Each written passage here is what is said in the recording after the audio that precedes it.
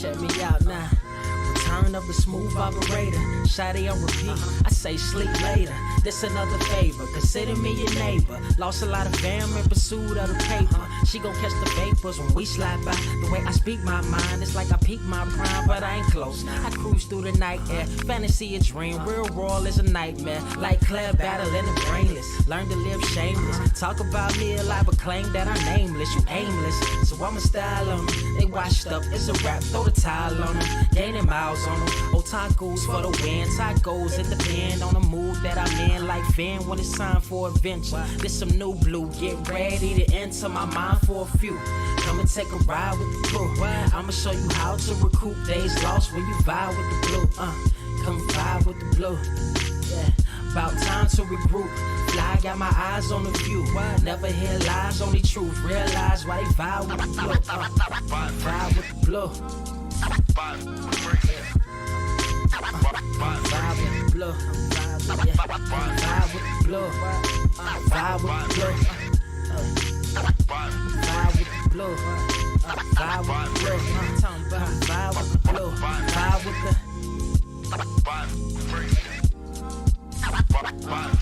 vibe with the sky. Wait, you know the rest. I'm blessed. I see you frontin' like you ain't impressed, but I still get requests. I'm playing Zelda on the GameCube. I quit spamming my music. Don't ever try forcing the links. That's a high rule. The wind waker, Mother Nature on my side too, controlling the elements. Go and check my avatar. I'm arrows ahead. Get the point. Moving forward, the battle scars accumulated over time are reminders of what I went through as a minor, but made me a grinder. The trees broke down for this loose leaf. If life's a game of death, I'm Bruce Lee. Ooh wee. Lose sleep on the regular, trying to get this word out. Then I crash nebula. Wish I had a very odd parent, maybe two, but it's cool. Everybody pays dues. Now it's time to make moves. Granny didn't raise me to lose. Think I'm in the mood for a cruise. Wanna ride? Come and vibe with the blue. Come vibe with the blue. Come vibe with the blue. Come vibe with the blue. Come vibe with the.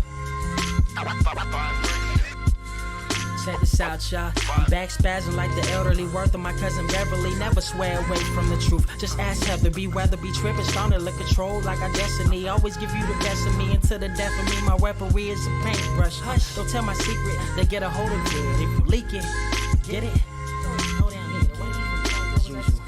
It's cool. Got you covered though, look.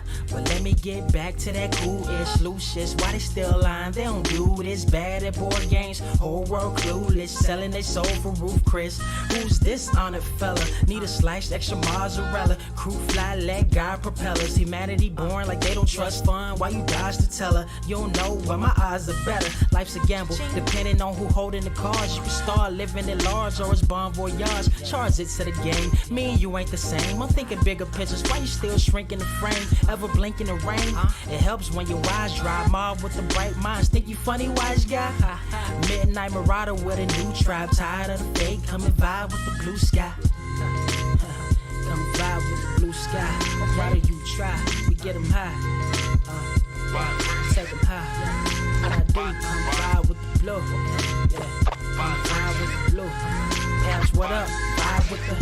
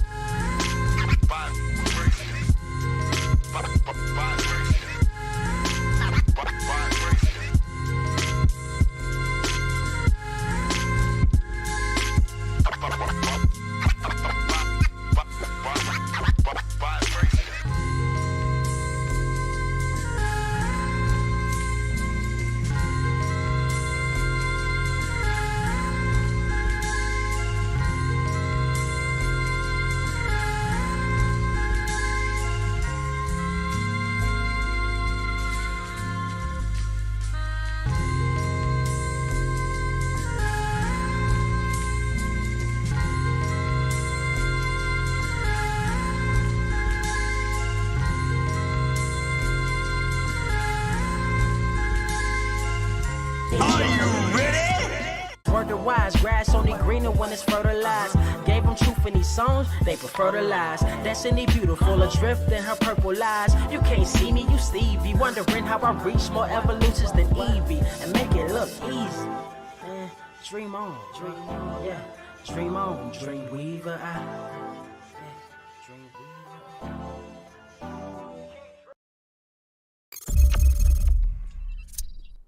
What is up, Earth's mightiest subscribers? It's your boy Ernie, Blerd Without Fear. Got the homie Carter Presents in the building. He poing up. Happy New Year. Welcome to the first Blerd Cave of 2022. I had to think about that for a second because it's been 2021 for a whole year. And it didn't, and it felt like it only took 3 months. Hey, shit, when I told you Happy New Year, I was technically in the past. I'm a whole ass goddamn time traveler. Look, see, Kang the Conqueror out here. he a whole ass Kang. You know, that actually explains a lot now about Kang the Conqueror, because yeah, I never really thought about it till like a few days ago. But I was like, yeah, like his name's Kang. You know, we do. We black. We don't say king. We say Kang. At least in the South. Man, so I wish that, I would. That explains a lot. If I've ever seen a motherfucker named Kang in the hood, I was flaming him. I'm sorry. I'm sorry. Look, you named your dog Kang. R. Kelly just made a good point though, saying Carter is coming in hot. I think this might be why I feel hot this morning. look, that got that liquor in you. I think that's why I feel like I'm hot this morning. This motherfucker. Oh, good Lord. Anyway, let's see. I'm out. Don't mind me. I suck at social media. Just know that. But no, this week, we're actually going to do something a little different. I actually thought about doing some news stories because there's a lot of shit that's actually been going on lately that's worth talking about. But I don't want to talk about any of that because, I just want to do the best of. We're going to do the best of 2021 awards since we're closing out the old year, ringing in the new year. Yes. 2021 was something. It was something. It was interesting to say the least. Not to mention, what was it? 2021 was petty as fuck on the way out. Took Betty White. I know, man. That is like the white woman that everyone approved of. Yeah, well, I mean, yeah, she was. Like it was like she was the best of them. It was like you always talk about you always say, oh man, so and so was the best of us. It's like no, that was Betty White. She was the best of them. Yeah, because she was like, cool. She wasn't on that fuck shit. She wasn't on that Fox News bullshit. Man, it's such a troll, man. Because had she hit triple digits, and I don't want this to sound morbid, yeah, but had she hit triple digits and then went and then gracefully passed. Mm-hmm. I think it would have been cooler because it would have been just like, yeah, too late. I already hit it. She's like, I'm out. I'm good now. Like, you know what I'm saying? So, like, I feel like 99 is such a troll. But again, cheers to Betty White, the greatest, most influential, most genuine, because Don Cheadle actually tweeted something out this morning talking about her as just a human being. Just one of the most all-around, nicest, amazing, one of our keywords, S-tier white women. Yes. On the planet. Cheers to Miss Betty White. Goddamn right. Well, now that we got that out the way. Yeah. All right. We about to get we gonna get into now. I want to go and say we're still be doing the same usual bullshit. Yeah. But this week is gonna be with a little bit of flair on it. We are gonna be talking about I think what was it? Literally last year, about roughly this time last year, we did the top 10 comics of 2020. We almost did that again, but was I in that one? You were on that one. Good Lord, time flies. Dude, time. I thought that may have been you and What Above. Nope. That was not. This just goes. Okay, first off, let's be to- real. What? If it was a top 10, I would have been the only motherfucker talking because he don't read comics. You said that. I did not say that. I don't know that gentleman, but I was gonna say thank you for that $10 Planet Drake booth. I got to dip out on the live show. Catch y'all on the replay. Wanted to show love for the dope work and content. All the best for Twinkie 2. Hey, we appreciate you. We appreciate you. That $10. Thank you. Thank you. And one that Ernie did not see that I saw because I'm a fucking vampire. Goken Shuri's baby father actually sent another $2 super chat when the thumbnail went live. God damn. This morning. So thank you. That was at Goken. 5 a.m. for me. God damn. Thank you, Goken Shuri's baby father. I was still wide awake reading books. Lord, this man. This man was still out here. Also, we got Bilbo the Governor with Gold Club Silver. Or Gold Club Silver. Wow, you can tell I live in Memphis. With the Blerd Club Silver. I just caught it. For those that don't know, in Memphis, there is a gentleman's establishment. Yes. We'll say gentleman's establishment called the Gold Club. I just caught it. Where you can make it rain on women with daddy issues. Or you can make it drizzle. And look at it here with the yeah, I'm gonna need that back. You know what? What make it so bad? I swear we need to do more plus ultras that just ain't talking about nothing. This is just some bullshit. Because you know the good friend of mine I told you that's doing that was they're retired now. That was doing like you know that. At one point, he was actually manager of the Go Club. See, I you know was what? going to be working there because, funny enough, it was walking distance from my place. Oh my god, what was that like? What was that like? My god. So, okay, a day for me was if I didn't have any cash that morning and I wanted some quick bucks, I would walk out. I would leave my place. I would go to Little Caesars. I was such a fat ass back then. I would get a $5 foot long, or not a $5 foot long. You get the hot and ready.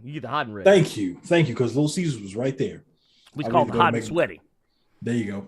I'm sweating right now. That jack is doing damage. Ooh, man, yeah, you might look. I would go to.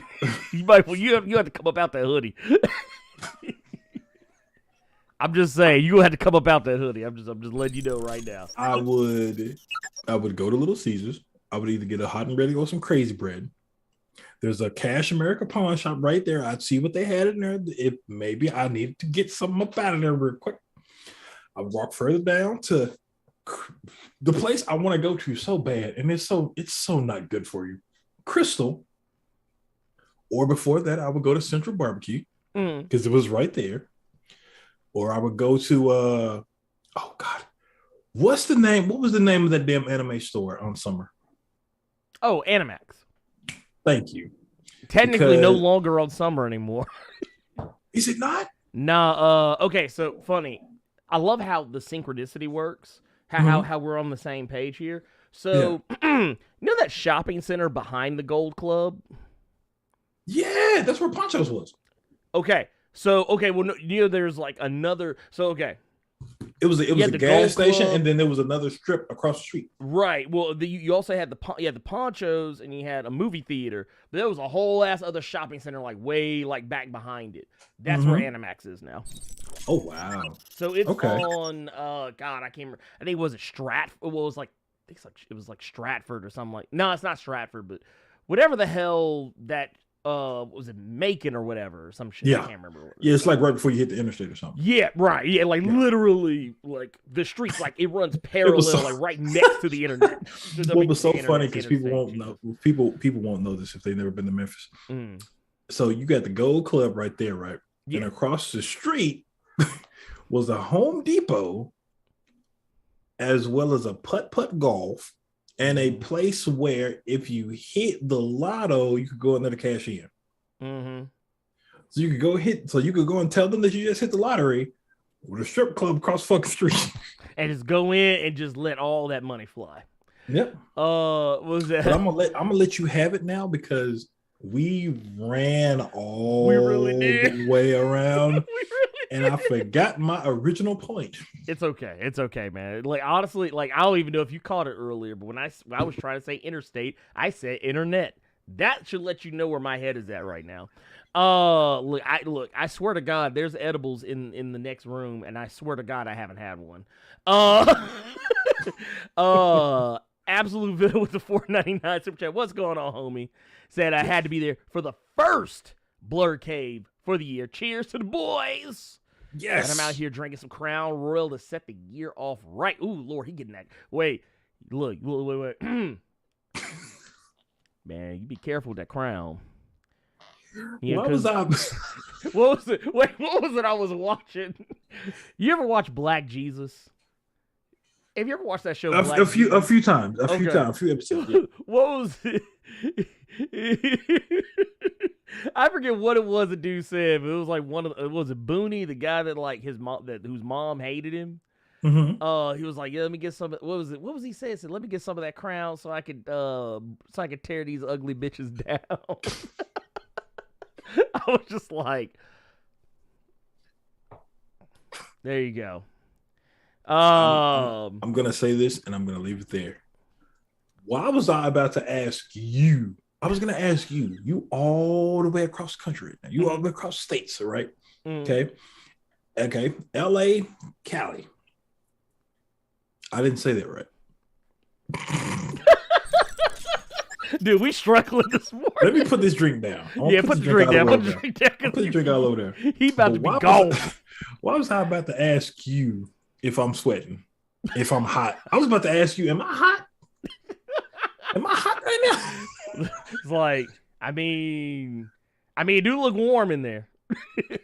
It's not, but it's warm in here too. So there you go. There you go. Here we got one from Philip Clark with the $10 super chat. Says, "What's good, fellas? Looking forward to everything positive this year, especially my comics entertainment with fam and friends. Hopefully, I can finally catch you guys at a con. Yeah, dude. I'm hoping. Well, the way shit's going right now, we got Omicron variant. Dude, we gonna hit Zeta. Icebox where my heart. we gonna fuck around and hit Zeta. At this point, and you know what I didn't know, and maybe this is because I'm an idiot. I didn't find this out. It was a documentary that taught me that. Not even a documentary, a mockumentary on Netflix that taught me this. I didn't know that the reason why, like, is when we got the Delta variant. Yeah. My dumbass, because, you know, me, a scholar, I thought it was called the Delta variant because maybe the variant started somewhere in the Delta of the United States. I didn't realize that it was because they were using the Greek alphabet to determine the different variants. I didn't pay that shit any attention. So I'm telling on myself here. So when they came out with the Omicron variant, I was like, God damn. I was like, after that David Bowie game? But then I realized, this is when COVID got scary to me. When I realized that each letter, is designated from the Greek alphabet, that means how many other variants are running around in the world that we don't talk about because they're not in our country. Yeah. And it just and when I realized, I was like, shit, we're on Omicron. I was like, ooh, we're going to be on Zeta by the end of the year. But no, yes, I'm hoping we can get back to normal, but I'm hopeful for 2022, but man, people don't act right. And, what con could he catch us at, though? I mean, I was thinking, well, for one, I wanted to go to New York Comic Con this year. I was going to go this past year, but since I went to Dragon Con, I backed out of it. Not to mention, they didn't want to hook your boy up with no passes. And then, like, I thought about wanting to go to, like, Blerd Con, since, Blerd Without Fear, never been invited to Blerd. I just want to point that out to y'all. Blerd Without Fear, Honestly, I think aside from Karama, the Blerd girl, probably I would say her and I kind of started doing our shit roughly around the same time. Yeah. And no coordination, mind you. No coordination whatsoever on that. We were, I think, the first people who really started leaning into the whole Blerd persona. Ain't ever been hit up for BlerdCon. Not a one time. The motherfuckers like to act like other motherfuckers I know have been invited. The motherfuckers ain't never reached out to you, boy. So that's why I've always had a really kind of like whatever opinion of it. But yeah. But we'll see. I'm hoping. Fingers crossed. Jacob Shabazz with a $2 super chat says Memphis. Damn, that sucks. Yeah. What's wrong with like Memphis? Sometimes. Hold on, hold up, like hold the fuck up. What does he mean, Memphis? Damn, that sucks. There were people asking me on the last cave when I was going back. So how can motherfuckers be like, man, damn, Memphis? But then y'all want to know when I'm going taking my ass back there. So me and him would be side by side. I will be the first one to admit, to people who have never lived in Memphis, like you live in like a major city, it would seem like a shitty place. However, I'm laughing all the way to the bank because my rent's probably cheaper than yours. I've said this several times. Memphis is an amazing place once you get out of the ghetto. Yep, yeah, it is. Like, yeah, if you live in like the hood, feel sorry for you. But if you live like somewhere nice, like honestly, even just I don't even live in like the nicest of neighborhoods, and I'm good. I'm good. But yeah, if you live like off Valentine and Speedway, yeah, you might be struggling a little bit. Don't come around me because I think you'll set me up and I will shoot at you. Exactly. This ain't got shit to do with shit. But I remember I met this chick, and I was going. This is like some years ago, but it was like we met on this like it was like one of these fucking like hookup chats, and. Yeah, we talking. I'm going to go smash. Here, let me go ahead and... Danger. I got to hear this. So, she tells me where she lives. And I don't put two and two together because this is before phones had GPS in them. So, like, I had to look the shit up on MapQuest. That should tell you some shit. And I'm, like, following the directions that I have printed out. And the further and further along I'm going, I'm like, this bitch live in the hood. When I pull up, I'm like, it was one of the, like, it was like a bad neighborhood that was so bad. I think people who lived in that motherfucker were scared to walk around in it. I think that's how we show our age, because MapQuest came out of your fucking mouth. Exactly. I didn't say Google Maps. I didn't say Bing directions. I don't even know if that's actually a thing. MapQuest. That sounds nasty. Bing directions sounds gross. I don't know what their actual thing is, but that's just something I made up. But no, you actually you reminded me of a young lady. Some people I know, like I was talking to you before the show about the photography spot in Whitehaven. The guy who owns that, he gave me a nasty award for this because he knew who this girl was. Oh, but this girl, she sent me a message. She sent me a message on MySpace. Oh, God. Shut up. But long story short, she came over to my place, but she doesn't have a car. So this is why I wish we did more plus ultras. She didn't have a car, so her mom had to bring her. Her mom had to print out where I was on Summer Avenue. And then I had to walk up to, you know where Games Plus is? Big yellow building on Summer Avenue. So I had to walk up there because her mom had gotten my directions off of MapQuest. And then I showed them where I stayed. But long story short, her mom had to look my address up on MapQuest to bring her daughter to my place solely so her daughter could get Batista bomb. And she did. I had the bandana on. I was Undertaker. I was Big Evil. Didn't have a motorcycle anywhere, but I had my phone, so I played motorcycle sound effects. Rolling, rolling, rolling, rolling. Oh, see, I thought you was gonna be even more nasty, be like, "Dead man walking." Nah, because I hated that theme song. I fucking hated that theme song. You gone and made a big mistake. We have a lot of super chats we have missed because we are rambling right No, now. I'm trying to. I feel like we're both drinking, right? Look, I'm off that edible. You off that crown. We might need to calm down. All right, let's get drinking Crown. It was the super chat that was talking about Crown. That's how I know you. Oh, okay. Never mind. Holy shit! Oh no, you drinking Jack. You drinking Jack, ain't it? See, never mind. Anyway, LJ Brown with the £5. Says, I bet Ernie uses Gold Club card like Nelly in the tip drill video. Yes, I do. If I ever saw Ernie do some shit like that, I would disown him. I would be laughing. I would, but I would disown him because I'd be laughing too fucking hard. Hey, Scott Yard with the 2020. Look, Scott Yard ringing in the new year right. His with the 2022. Super chat says, Happy New Year's, guys. Great to see y'all. I can't wait for an amazing year. And who do you think will be the new Vote X-Men roster that was just announced this morning? I'm gonna say this is all I'm gonna say. What you got? I don't like that they're doing it again. Well, they said they were gonna do it again, so it's not. Okay, I didn't know that. Yeah. Jerry Duggan said they were gonna do it again because he said when people were talking about. When people are all like, "Oh, well, oh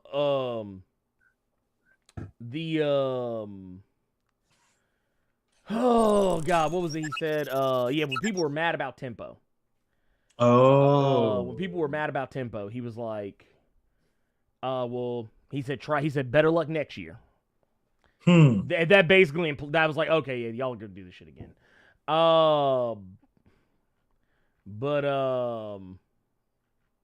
But yeah, that's neither here nor there. I don't know. I honestly don't know. Cause here, let me pull this up. Cause this shows how much I've not been on. I literally jumped on Twitter earlier just to do the one thing, and then immediately jumped right the fuck off. Let's see here. While you do that, I'm gonna look at all the soup chats. While you do that, I'm gonna look at these soup chats. Yeah, go ahead. We got one from Alma Poe. Yeah, we got a super chat sticker. I hate that it doesn't show them when I pull them up on here, but y'all can see them in the chat. With the hype. Yeah. $4.99. I'm here for it. And we got Antonio Logan, a Blerd Club Diamond Mine member. 15 months. 15 months. Blerd, can we? Oh, that's all you, big dog. Blerd, can we get wash your damn hands for the Omicron variant in 2022? Okay, we got Jonathan Moto with we got more members of the Diamond Mine for 12 months. 12 months. This is Happy New Year. Great to see you all. We appreciate you. Great to see you. Extra with the 1999. No. That's a wait. No, we ain't gonna do that. We ain't gonna do that. It's my birthday on Tuesday. He's turning 44 years old. I have learned to just talk over that shit if I don't like it. 44. My God, do your thing, man. Dude. I'm Mr. Blerd Cave recovering from the Rona. Oh shit. Funny thing. Because of the illustrious LAPD, I might have that shit again. Oh, shit. Yeah. I missed a Blerd Cave recovering from the Rona. I got that huge figurine appreciations. Please. Peace.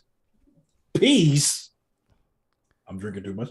And blessings for the new year. Thank you, Extra. It is always good to see your name in our Blerd Core. Chat, I don't know why T1000 is bringing up Black Planet, but boy, I got stories. Man, Jesse Smith with the $10. Man, sorry that I'm late. Wanted to say Happy New Year and pour out something for the Toad who took an L for the woman he loves. I don't think that was the woman he loves. I think that was just a motherfucker doing a job. He used to be in love with her though. Like, but I don't think at this juncture, Oh, well, no. of all junctures, Oh, well, that was yeah. just a motherfucker who was doing as he was told because he followed the illustrious leader, and the illustrious leader got him sent to the Shadow Realm. Triple dot 31. Blerd Cup Gold for 4 months. Look, that's some horseman shit right there. I don't like how your pinky looked when you did that. Happy New Year, Blerd Chloa. This conversation is great, and I'm gonna roll up. Get the motherfucking likes up for this dope content. He said it, I didn't. It was a one-off when I said it. Everybody else just said it. So if he stops the stream, it has nothing to do with me. Get him up. Absolute Venom. Gots to go get him. With the $4.99, this Blerd page is going straight to hell, and I love it. I love it too, sir. Look, man, look, we just, yeah. This is what happens. This is what happens. I don't know if I'll ever take another inevitable five time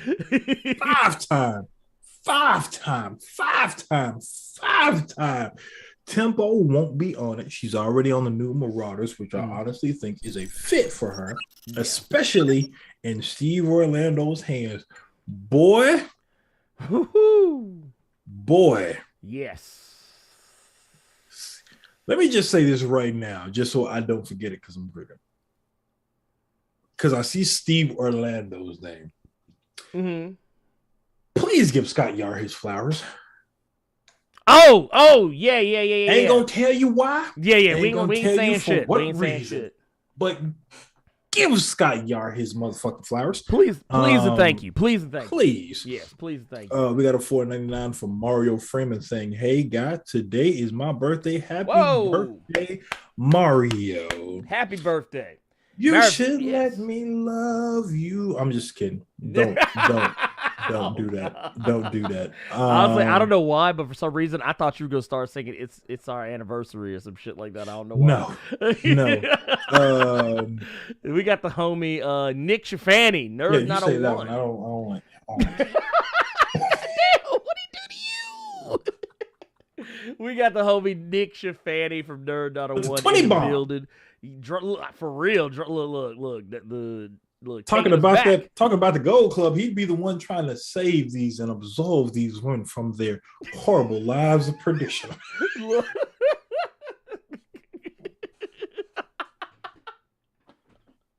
I don't even have a way to follow that up. Thank you for the 20, sir. Thank you, brother, man. Love you to death, man. The Officer, also known as the Voodoo Priestess, Robo Strange, with the Blerd Club Silver. Your girl came clean. You got her on some spell. I'm gonna get you, motherfucker. Why Carter looking like Chad LaSalle from Recess? Why am I looking like the nigga that's gonna get you and call them people on you for hoodooing a woman against her will? I'm gonna get you, motherfucker. I have figured out that just like Jimmy Kimmel don't like Matt Damon, I don't like you, Robo Strange. I'm gonna get you. I'm gonna get you. I'm gonna get you. I don't know. Nick Shafani with the 5-time. Happy New Year from Carter's White Boy. I don't like how that sounds or what that correlates to. I don't like that. I am uncomfortable. I'm putting my drink down now. I am a little bit I don't like this. Don't get it on the last didn't get it on the last super chat. Much love to you guys. Let's leave it there, please. And I think we're good. That said, I actually did a little digging. I actually did a little bit of digging. Yeah. They haven't announced who. Okay. They haven't announced who is going to be, at least as far as I can tell, they haven't announced who's going to be eligible for the vote. Yep. For X-Men Vote 2022. They literally just announced it an hour ago. Yeah. But I'm pretty sure we'll probably see some of the same faces minus Tempo. Or who knows? You never know. But that I don't think they're going to take Tempo off of Steve Orlando's hands. Then again, they took Polaris off of Leah Williams' hands. And that still kind of annoys me. Yeah. We're not going to talk about. and I could tell she was a little perturbed by it. But they gave her Trial of Magneto, so it all makes sense for it. But no, let's get into let's get into our we actually have a best of to talk about. We haven't done that yet. Let's get into it. Even though we are in 2022, let's talk about the best of the best of the best, sir. Of 2021. So I say let's start with. I don't want to start off. I want to say because okay. So here's how we're gonna be doing this. Here's what we do. Okay. These are mostly gonna be. We have categories here. So basically, what we're gonna have is the stuff you'd expect. We're gonna have best writer, best artist, best overall creative team, best imprint, most anticipated comic of 2022.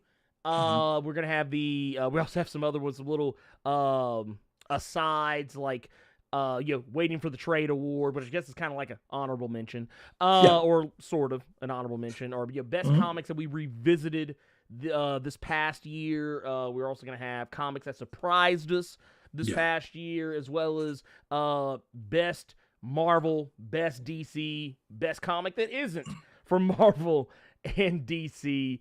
I can't remember if I said best imprint or not, and then we're gonna have best overall comic. We're also gonna have best comic book movie. This is the best of 2021 for us. Period. Yes. Period. Just overall. Where you want to start it, brother? Let's start with I tell you what. Let's start with the best. Let's start with the best artist. Okay. Of 2021. Who you got, sir? I'm gonna put up a pick that is not. This shouldn't even be controversial. I don't know. For me, it has to be Pepe Larraz. Okay. Pepe Larraz has been out here. Now, of course, I became more familiar with Pepe Larraz due to House of X.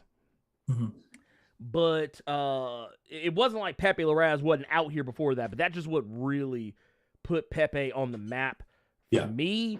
And then just this past year, Pepe has been busy as hell since House of X.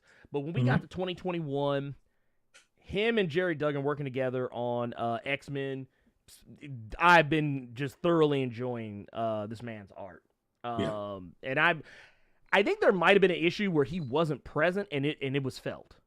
I think there was one issue where he wasn't present, and I felt it. Okay. I felt it in my soul, in my heart, and it hurt. It hurt me the most. Carter, who you got?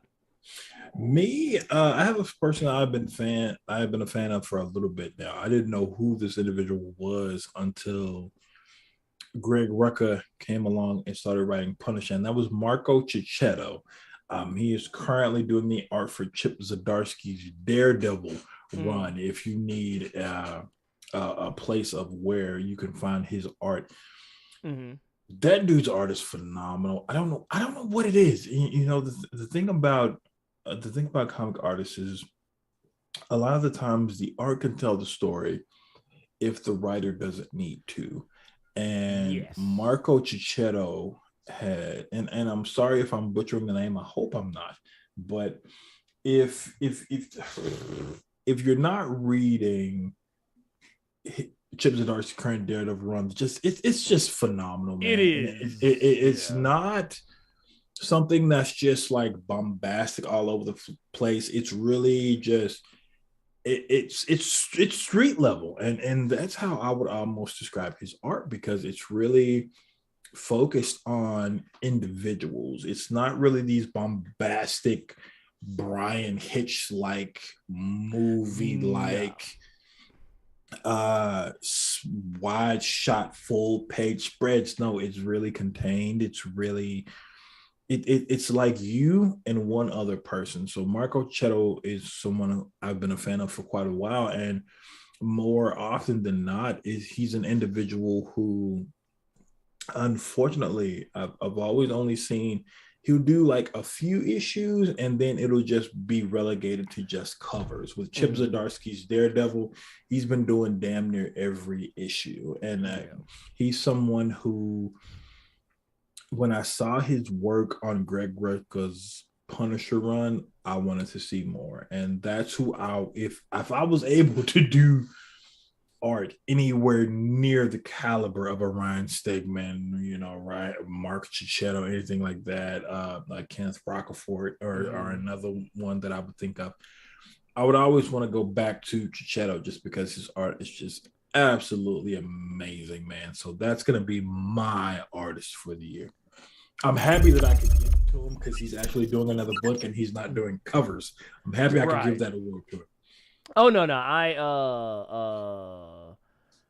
I would definitely say that for me, that one, just that's something that actually always kind of bugged me. And I'm glad you actually brought that up because you brought up just only doing covers.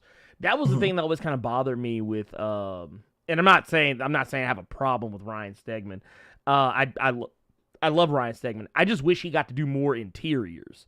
Ryan Stegman does a shit ton of covers. He is all over the place on covers. Yeah. And that was the thing. I was just like, yeah, man, he doesn't really get to do very many interiors. And his art is just so good. And Marco Cicchetto's in the same boat with that.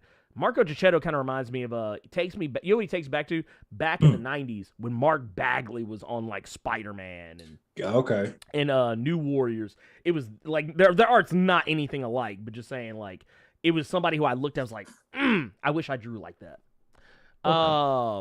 Let's move on. Well, actually, before we move on to the next one, because we got a little some here. We gotta say 1999.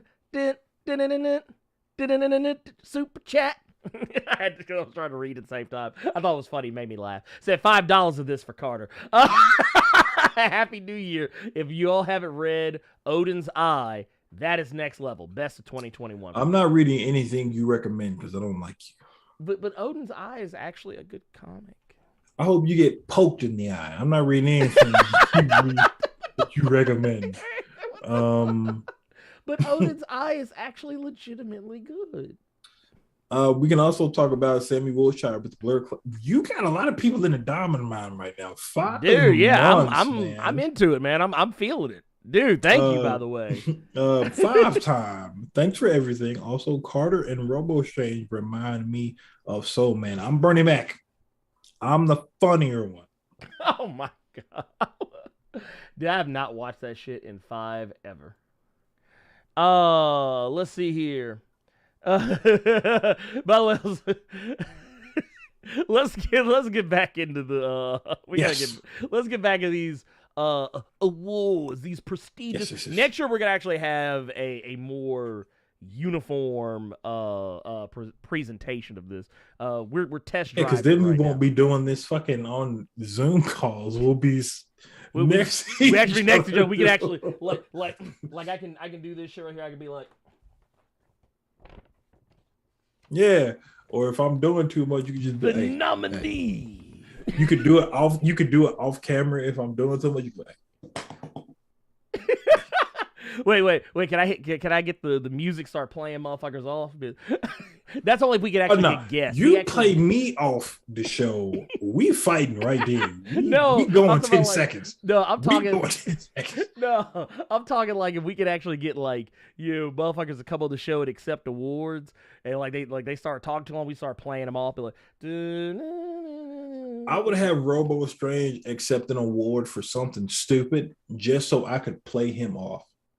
This motherfucker. Oh my god, dude, the level of petty is just Robo Strange would get the award for having a nice belt buckle just so I could play him off the Blerd. Okay, get the fuck off a show that I'm part of. Get the fuck off my show. Anyway, for the award for best writer. Oh, wow. Okay. Best writer for the year. This I got to hear. So this one was a tough one because... It really was. Okay, I'm going to be brutally honest with y'all. There were too many good writers this year. There were too many good writers. There were... Man. It was bad. Like, there were too many talented writers. So... and all the men, women, people, humans, who did anything in the writing category, the ones that I loved were either doing very little, like they were just so hyper focused on the one thing, or they were doing a lot. So I ended up going with the a lot category, and basically what we're looking at here is James Tynion the Fourth, because this guy was all over the place. Not only is this guy doing Something's Killing the Children, not only is he doing the Department of Truth, he's also doing I think he's co-writing the House of Slaughter spinoff from Something's Killing Children. The guy was doing Batman, for Christ's sakes. And that's just some of the shit the motherfucker was doing. Oh, he also was doing he also does the Nice House on the Lake. The guy is just all over the place, and honestly, I discovered last year, 2021 reminded me how much I love James Tynion's writing. The guy is just, I don't know, dude. Like, even stuff that I'm not crazy about. Like, okay, so Batman. I was kind of on Batman burnout. Yeah. But I still enjoyed his Batman. I still enjoyed his Batman. I still enjoyed, shit. Wasn't he also writing Justice League? I can't remember. Anyway, neither here nor there. Point of the matter is that the guy is great. Pretty much everything this dude touches is gold. Like he earned a blank check with me. Yeah. If I see his name on something, I'm picking it up. Period. Yeah. End of story. No discussion. I'm not reading the blurb. I don't need to see a review. I'm just gonna be like, oh, this Tynion on it. Oh, all right, go ahead, throw it on stack. So what's funny is I was not a fan of James Tynion, just because the first time I had been introduced to his writing was Red Hood and the Outlaws. Okay. And he was picking up he was picking it up from, or what's a better way to say it? He was grabbing the baton from Scott Lobdell. From Scott Lobdell, and this was early on in Red Hood and the Outlaws. I think this was still I believe this was still New 52 back when Red Hood and the Outlaws was one of those. Yeah. And when I was introduced to Scott Lobdell, or when I was introduced to James Tynion, excuse me, and where he went with the story, absolutely disliked it. Get him out of my fucking face. I don't want anything to do with this dude. Where is Scott Lobdell? Get the right writer on this fucking story. And damn it, Detective Comics dropped. And goddamn, it didn't make me a fan of James. Actually, Detective Comics is like, okay, so I knew I liked his writing by the time of Detective Comics, but I didn't realize how much I loved his work until I started reading Something's Killing the Children. Yep. I was like, okay, that was where it all started. All the hallmarks started coming together, and I was just like, okay, these are the things that he does with his writing style that I'm like, I'm with it. Here, real quick, because we got another 1999 in the super chat. Says Gabriel Knight with blessings and prosperity to Ernie and Carter and all supporters of the Blerd Cave for 2022. Doing some work right now, but I'll catch the rest of the cave later. Somebody get Carter some ice for his drink. There was ice in here, but I think the Jack melted it. That Jack is hot. That's why the Jack is hot in the motherfucker. Oh, goddamn. But no, thank you for that, homie. So let's get to I guess we Carter. gotta go to my writer. Yeah. Who's your writer for this year? When you sent me this list, and then we had to come up with the best of these different subjects, when it got to best writer, I was just like, Dude, there were so many good ones. Oh yeah. And I was bouncing back and forth, back and forth, back and forth. And in this instance, I'm going. The writers I went that because I boiled down to two. Okay. I got it boiled down to two, and they both did things that I would say not a lot of writers could do. But the best writer of 2021 for me, just so I can keep stuff a little bit contained, was Benjamin Percy. Ooh, good. Benjamin Percy with X-Force, with Wolverine, with Marvel X as a whole. He has been knocking it out of the park with each issue of X-Force. That was the one thing I leaned more toward in this pick was X-Force, just because the way he has turned one of our mutual friends, Bishop, because he couldn't believe it when he started looking up information about X-Force. Because he would send me messages and would just be like, bruh, Hank McCoy? Just for how his characterization of Beast was just how he did everything in X-Force was phenomenal. And then I realized he is really taking books that people would just kind of throw to the wayside and just ignore, and he's really making them something that you are adamant to read when it drops, as you know, not just X-Force as well as Wolverine.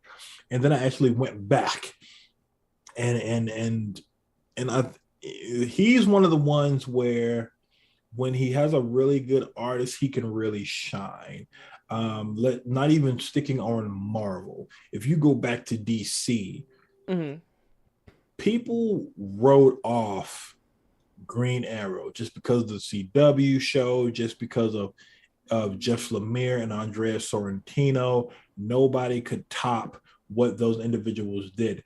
And then Benjamin Percy came out with Ron Ferreira. I'm sorry if I'm butchering that name, and Otto Schmidt with his Green Arrow stuff, and it was a masterclass.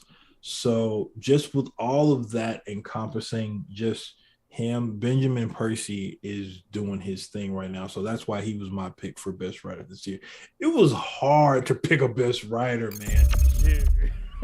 I believe it. It was rough to pick a best writer, but yeah, Benjamin Percy, he has my pick for best of 2021. All right. Well, you know what? Let's go ahead. Let's keep the energy going. Let's go to best overall creative team on this one. And for me, that is going to be Chip Zdarsky, Marco Chicheto. Okay. Daredevil. We back. This one I was almost not expecting that from you at all. Dude, I'm gonna tell you what, it almost went to somebody else. Okay. It almost went to another book, and I think it's a book that you might have already guessed. But no, Daredevil has just been, the more I've gone back, and while this may not have been as long a run as the other creative team who almost won this award, for me, Daredevil has, you know what? I actually thought about this, adding this as something for when we actually do this officially. The comic with the most to say. This comic has a lot to say. It has a lot to say about the criminal justice system. It has a lot to say about superheroes and vigilantes in comics, actually deconstructing it, breaking it down, and and you guys know how I feel about deconstructionist stories. I don't like them usually. Because it's like, well, that's not why. I don't want to deconstruct it. I like it just fine the way it is.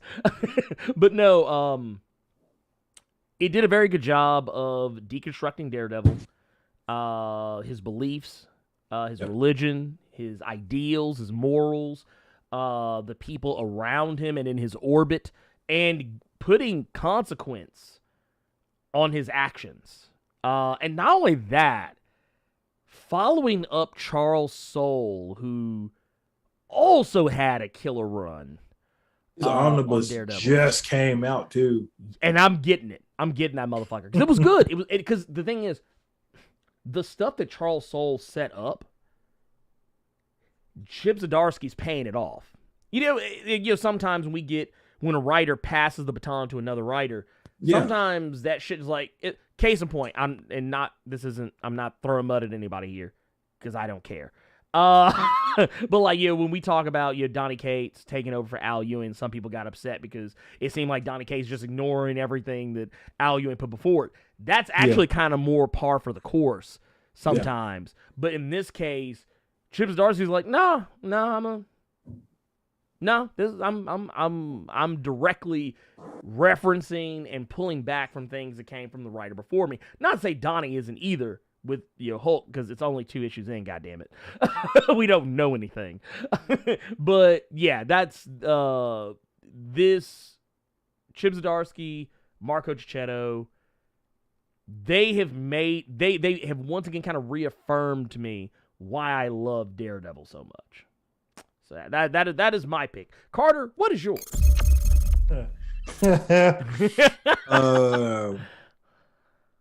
My pick is actually a little bit there's an asterisk there just because of some current, or not current, but somewhat current drama that is happening with a certain individual from this team. But my best overall team is going to be Al Ewing and Joe Bennett. Okay. All right. You know what? I can't hate on that. I can't hate on that pick. Controversy aside, you know what? I don't even want to get into the controversy because we've actually talked about it before. So yes, we have. Yeah, So but carry on. Tell us that more. Team. They did something that a lot of teams can't really say that they've done before, and that is getting people salivating almost at the next issue of a Hulk book. When was the last time you could say that? Not many people can say that they were just supremely excited, because you have Captain America, you have Iron Man, you have Spider-Man, you have X-Men, you have Wolverine if we're going standalone, you have all these other big name Marvel titles. And then you have someone who does one job, which in this case, not even trying to be funny here, but okay, they smash. They get angry and they smash. But that team really got you super excited you couldn't wait to see what the next issue of Immortal Hulk would be. A lot of that has to do with Al Ewing's phenomenal writing. That brother has been hitting it out of the park since he started doing stuff at Marvel. I'm talking all the way back with Captain America and the Mighty Avengers. Yes.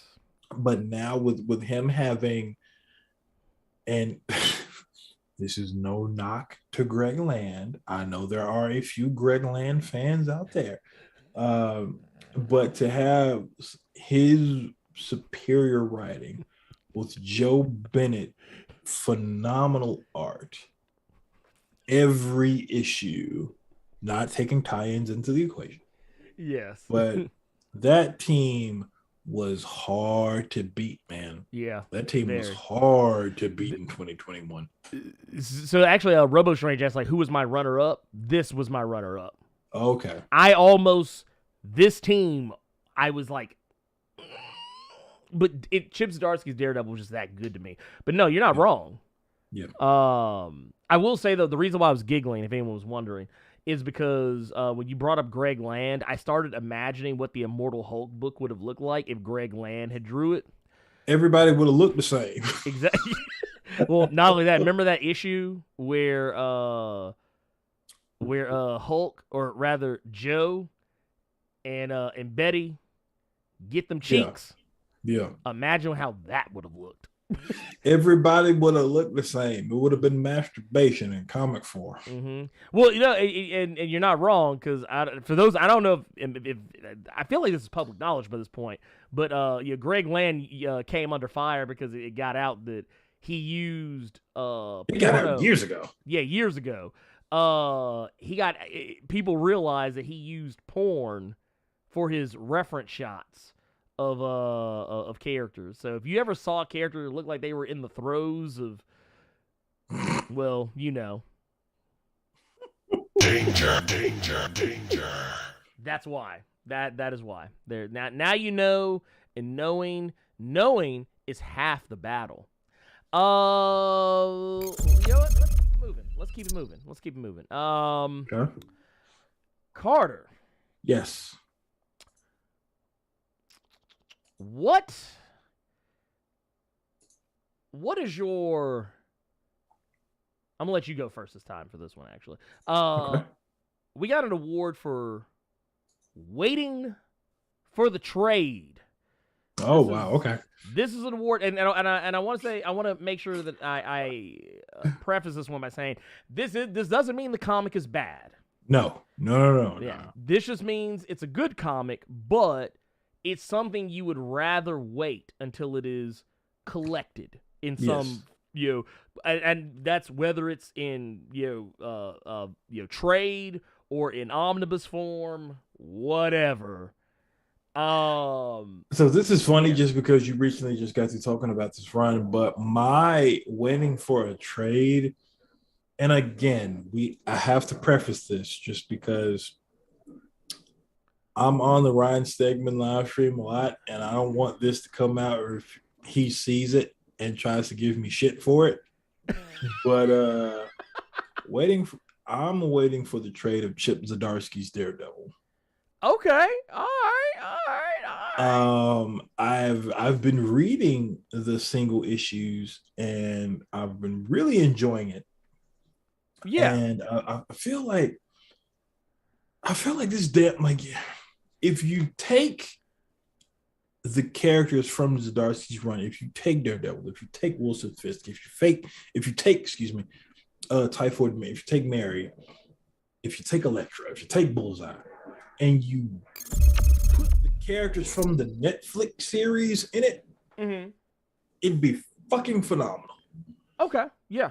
And I feel like I wouldn't say he did it on purpose, but when I read his run, I feel like I'm reading a Netflix series, and I feel like this would have been the route that maybe a season of the Netflix series would go. Yeah. So I just in single issues, it really is good, but the cliffhangers or some of the cliffhangers are so well done. I'm pissed that I have to wait. No, you know what? So to piggyback something you just said. Yeah. That's actually why my reading of Daredevil was so haphazard in the last year, because I would let 4 or 5 issues stack up and then just go back and run through them. So technically, in a manner of speaking, I did wait for the trade. But by the time that because Chip Zdarsky just finished his run, he's now in Devil's Reign. Yeah. But I caught up just enough that by the time the final issue, which I think was number 36, when it came out, I was only 5 issues back, and then I just burned through all of those right as 36 came out, and then I read 36, and then I was done. And then I was like, I wish there was more. I was like, why is this not getting 50 issues? Why is this not getting 100 issues? Because, and kind of hearing Chip talk about this, I get why. But man, it's a fantastic book. Yeah, it's a really fantastic book, and I think almost like Invincible. I think if you can read it all at once, as almost like these are basically novels with art. So I bet if you could read it almost like a novel, I think it'll be even better than it already is. So that's gonna be my pick for something that is really good, but I'm waiting for the trades. Mhm. What's yours? Mine is gonna be Swamp Thing. It's something that like, and everybody's been talking to me about this book. I've seen people talk about the Discord. Carter People has been talked to me telling about it. Dude. And it sounds people been good. telling me, every time I stream, I got absolute Venom or somebody asks me if I've read that Swamp Thing yet. Because dude, if you liked Immortal Hulk, read Swamp Thing. Yeah, no, 100%. 100%. And honestly, everything people have been telling me about it, I'm just like, okay. And every time I'm like, and I think technically, it has already gotten a trade. So I will be picking it up because I'm a man of my word. But it's just, I like stuff like I could tell by the way people talked about it. I was like, I'm not going to want to read this, month to month. I'm not going to want to read this month to month. You know what? It's kind of the same. It's kind of the same reason. Remember when, what book was that? Because they kind of came out around the same time, so sometimes I get them mixed up. But both titles I felt this way about. Strike Force. Remember when they were doing Strike Force and it had Monica Rambeau on the team? Yeah. I thought the book was good, but it was something I was like, I'll wait for the trade. And it was the same thing, Savage Avengers, because you kept talking to me about it. I started waiting till trades hit, and I was like, okay, boom, caught up. Because that's my thing. When something is that good, I'm like, because heck, even some of the stuff I do read month to month is that good, but my heart can only take so many cliffhangers in a given month, okay? Yeah. I can't just be taking 100 cliffhangers every month. I can't do it. My heart, it would, I just can't do it. So what's funny is Swamp Thing was almost my pick. For something I'm waiting for in trade, but at the same time, one of the reasons I was actually waiting for it to be collected was just because I didn't think any Swamp Thing run would touch what I had read previously, which was Scott Snyder's and Charles Soule's run. That was New 50. Was that New 52? Yeah, New 52. Yeah. Which honestly, that's a hard act to follow. Dude. That's a hard act to follow. Dude. I didn't think Charles Soule could follow Snyder in the fucking slightest. And he did it. That with, if you were reading Animal Man as well. Dude, actually, that's what, you know what? Okay, you just reminded me. That's what I need to find.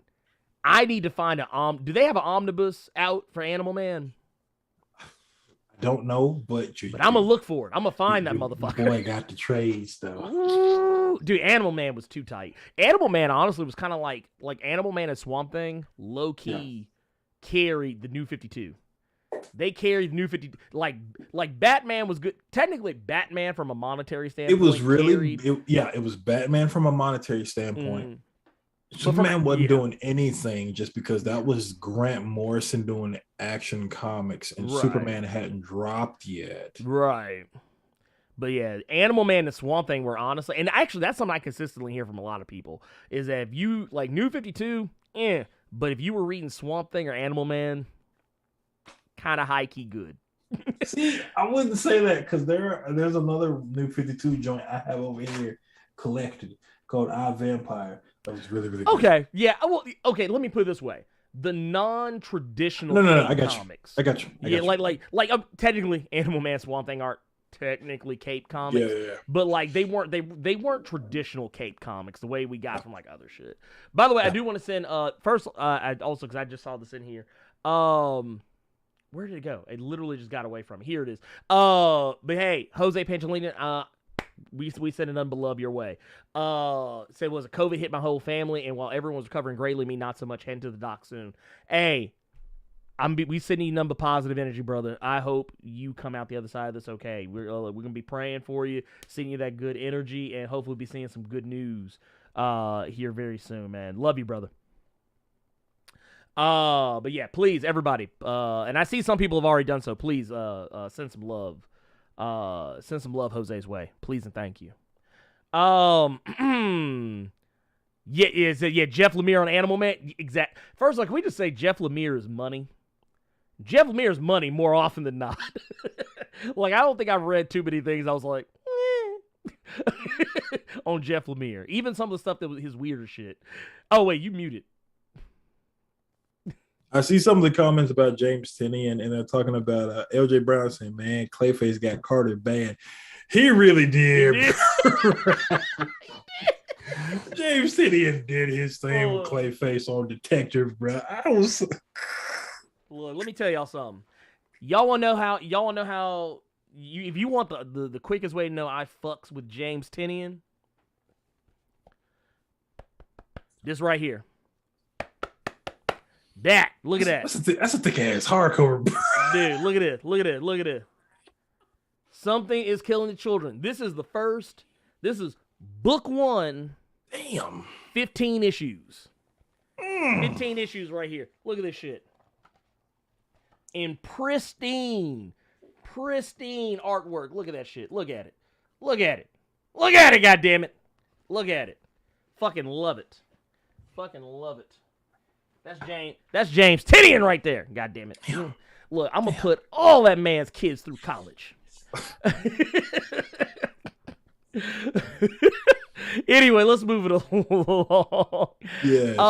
What is the best comic that you revisited in 2021? Like, just a comic that it came out it came out before, but you went back to it and you realized how it just made you feel good. So it's funny you were talking about. Oh my god! I don't want people to think this is dick riding for a certain company, but just to give you a little bit of a backstory, tiny bit. A buddy of mine works at Blizzard before all their drama, but when he got the interview with Blizzard and he got the job with working with Blizzard with World of Warcraft and stuff, they paid for a place for him and his girlfriend for the first month, got him an apartment, and they paid for the movers to move him from Arkansas to Cali. Oh, shit. And one thing that I said that I asked him if he would do, since they're paying for the movers and I'm trying to move out to Cali anyway, can you take some of my stuff with you with the movers? That way, when I move up to Cali, some of my stuff is already here. A lot of that was comics, long boxes and everything. I have a few of them now. I don't have all of them. I'm so happy. I did not think to grab everything, but what I do have is 1, 2, 3, 4, 5 hardcovers. It's the entire run, because you were talking about X-Men is why I'm bringing that up. Jerry Duggan's Deadpool run. Ooh, world's greatest. A lot of people won't acknowledge Deadpool. I understand. I know there's a plane flying by. I apologize if you're here. If you like the funny nature of Deadpool, if you enjoy the Ryan Reynolds movies and stuff like that, but you also want something a little bit more serious, if you like him to take things a lot more seriously, the Jerry Duggan's Deadpool run, I have the hardcovers, but the Bendis stuff is right on top. I'm trying to move shit out of the way. The Bendis books be heavy. It's all them words. Dude, it's Bendis, it's Animal Man. It's a little bit of everything. Okay. Boom. Dude, it's good shit. Yeah, Jerry Duggan's Deadpool run was legitimately a masterclass in storytelling. You want to take away the Jack Kirby stuff and just the now this is someone I absolutely despise his writing, but Daniel Way,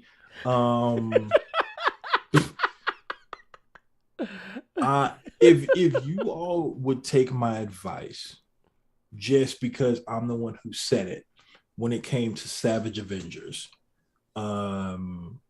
Absolutely. I'm happy I went back and I read this because I just forgot how fantastic it was. It was Jerry Duggan's Deadpool run. Yes, it's the same goofy, funny, Ryan Reynolds-esque Deadpool stuff that you know. It was also written by a comedian named Brian Posehn. You know him if you see him. You may not know the name, but you will absolutely know him when you see him. Right. If you like the goofy stuff, or if you don't like the goofy stuff and you'd like him to be more serious, absolutely read this run. In this run he gets married, he has a daughter he never knew about, and with Deadpool in this run becoming a parent, not gonna say he got his shit together, but it added another layer to that character that you had never fucking seen before, and he acted accordingly. Yes. His child was in danger, his wife was in danger, his friends were in danger. He was still the fourth wall breaking kind of goofy character, but you fucked with anyone in his circle, stuff got serious, stuff got real, stuff got very violent. Oh yes. But this is one of the collections I'm really happy that I grabbed when I did, because it was, if this had come out this year, this would take a lot of my awards. If best team, best art, best whatever the fuck. But yeah, this was something I'm really happy that I have. This is something I'm really happy that I revisited. A lot of y'all thought I was gonna say Wonder Woman Dead Earth. I know, because y'all sent me messages about that shit. But Wonder Woman Dead Earth was good, but I wanted to go back further than that. And Brian Posehn, and it was more so Jerry Duggan toward the second arc. Jerry Duggan's Deadpool run was absolutely fantastic. I would absolutely recommend it, just so you can get a different idea, and you can see how someone will write Deadpool where they can keep the funny stuff but still do other things. They don't just lean toward the comedy shtick. You can do other things with that character and it still be that character. So yeah, that's gonna be the book that I revisited. Ernie, would you go back and try out? Man, this one, I feel kind of bad for this one because technically it ended in 2021, but because it was such a drought between the issues, I actually went back and reread it, and then I went back and reread it again about a month ago after it finished, and it's because the book is just that good. Sorry, it just is. And honestly, kind of got me back into DC Comics. Okay. Because I had kind of fallen hard off of DC because there wasn't nothing in DC that I gave a shit about at the time. But and I said this on multiple occasions. The best book that was coming out of DC up until recently, and that's only because it ended. Yep. Far Sector. Far Sector. I was bouncing between that one as well. Yeah. Yep. Dude, Far Sector was too good. It was too good. Okay, so answer me this question. Okay. Was that Wild Animal or was that Black Label? That Young Animal, yeah. That was Young Animal. Okay. Yep. Okay. See, that's the thing. DC's alternate imprints are putting out bangers. Like, I ain't gonna lie. I was one of those same people who sat up here and said, DC Black Label, why don't y'all just leave it as Vertigo? Shit. But I'm not gonna lie. It's still the Vertigo quality. It's still the Vertigo quality. I was skeptical, but it is still like top shelf quality in regards to the stories that are coming out. And Young Animal, I feel like has done a really good job as well. Far Sector was a book that I felt like was right on time. It was right on time. Just with Joe Mullen just being such a relatable, likable character. I think I said this when I did the video breakdown about her, that she felt like somebody I knew. Like the way N.K. Jemisin had written her as a character, I was like, I know this woman. I've dated a Joe Mullen. I'm friends with a Joe Mullen or two. Like, just, it was like she felt, like, okay. You know how people always talk about how, black characters don't sound authentic. Oh, these characters, they don't sound authentic. Sometimes they sound corny. It was like, no. She reminded me of the same types of black girl nerds that I know out in the real world who are, they may not look or act like the stereotypical comic book nerd or anime fan, but like you could see so much of Joe's personality, not just in the writing, but just in stuff that was going on in the background, or just stuff that was going on even when she wasn't talking. It was fantastic. Like, just a great story. And not to mention a sci-fi murder mystery that turns into something like significantly bigger. And this book made me ask the question, why the fuck isn't she in the main DC shit? Now she is in the main DC shit now. But the thing is, it's just like, the whole time I was like, yeah, I'm gonna need this girl to pull up on Hal and show him what's what. I thought it was gonna make you ask the question of, what if? What if? Yeah. It's like, cannot, will not, shall not intervene. Wait, what was that shit he said? I've seen hundreds of millions of realities, yet what the hell is this?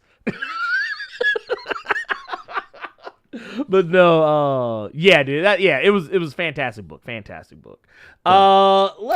keep it pushing. Let's keep it pushing. Because we got some super chats here that I want to address. We got one from Monumental Comics saying, with a $5 super chat, says Judge Dredd still popping off with his racist self. Yeah, that's why I don't read the comics. What? I have heard some rumblings. I had so for Claro's sake, I don't think I've touched a Judge Dredd comic since I was like in my teens, and I'm almost 40 now, so that ought to tell you something. But I haven't touched it in quite some time, and I've heard some stories. About it. I don't know a whole heap of. I've heard some things, and I'll just leave it at that. We got one from Talali House with a $5 super chat, says, just had a thought about Deadpool. Deadpool and Venom serious team-up comic run, The Lethal Protectors. I mean, I'd be into it.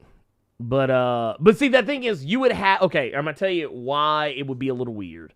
Well, for one, they're already bringing back The Lethal Protector as a series, mini-series, I believe. On top of that, this means you would need the more, and just for lack of a better way to put it, the more comedic... or no, maybe you could have Venom as the straight man in this, and have... Deadpool is being his typical funny man self, but it being a serious story. But also we technically got not a taste of this, but I actually talking about just the name itself. When I think was it Absolute Venom? I believe it was when they did this, where they had the tie-in, the Lethal Protectors, and it was basically like everyone who worked with Spider-Man and Maximum Carnage.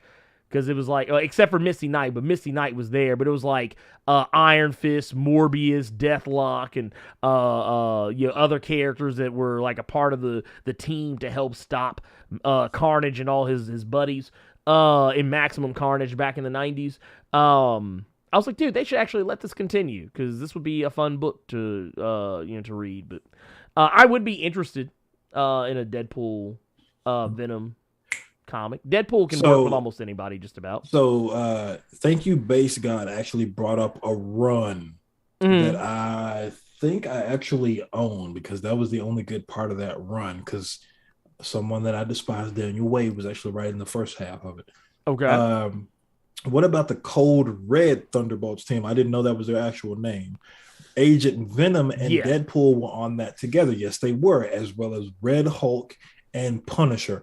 When Charles Soule was writing it toward the second ending, he wrote it was Daniel Way initially to start, and the only thing good about that book was the covers.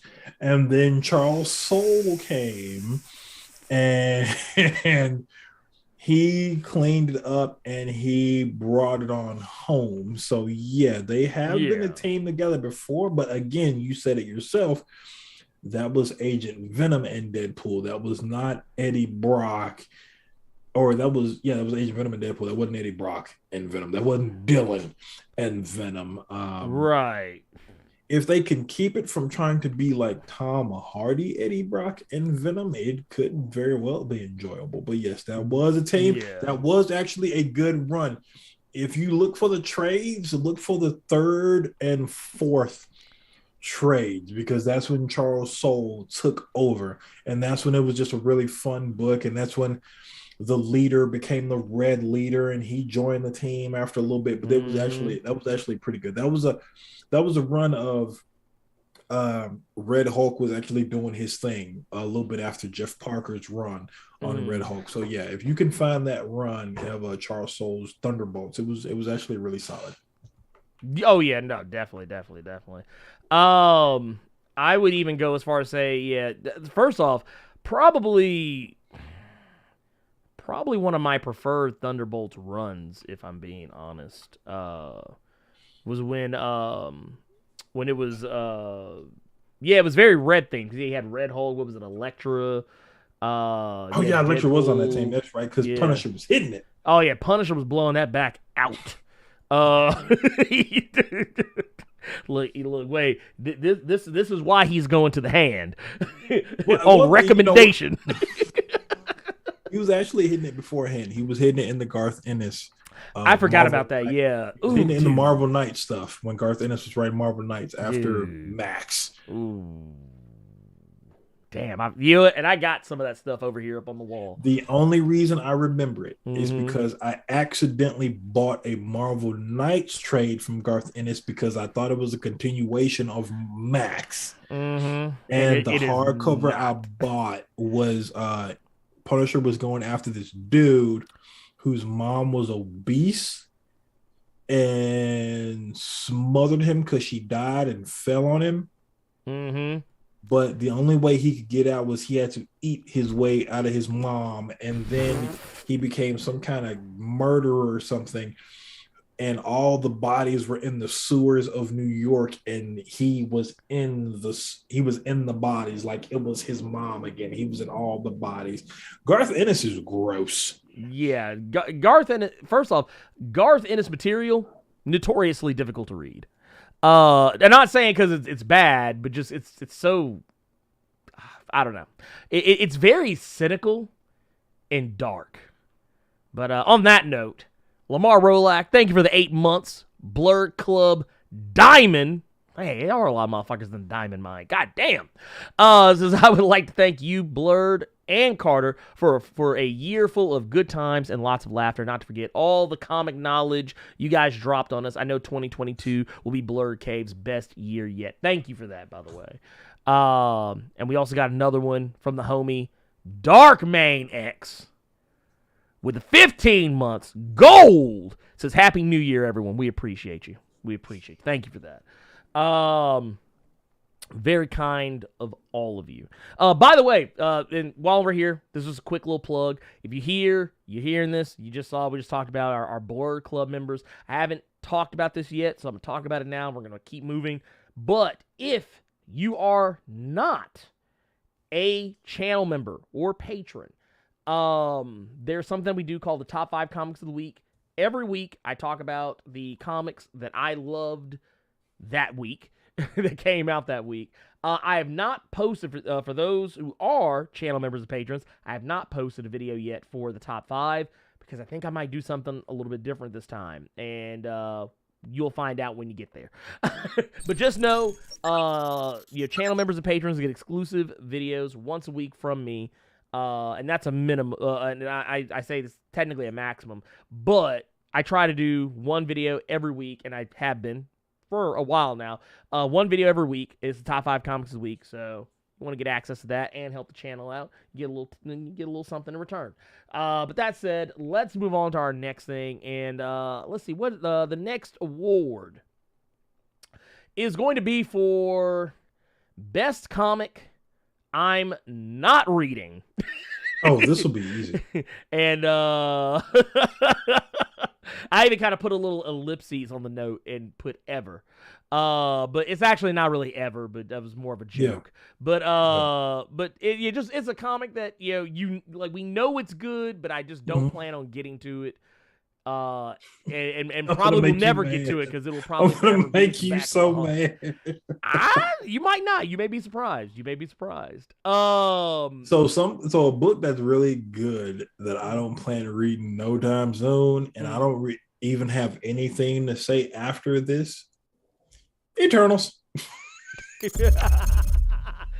You have picked Eternals. This man has chosen violence. No, I totally get it. I'm not mad at you. It's it asks a lot of you going in, and I think it's one of the greatest books like out period right now. But yeah, there's, like I said, one of, I'm not saying the, but mine is gonna be Eat the Rich, which is that's a Boom Studios joint. I personally have heard nothing but good things about this book.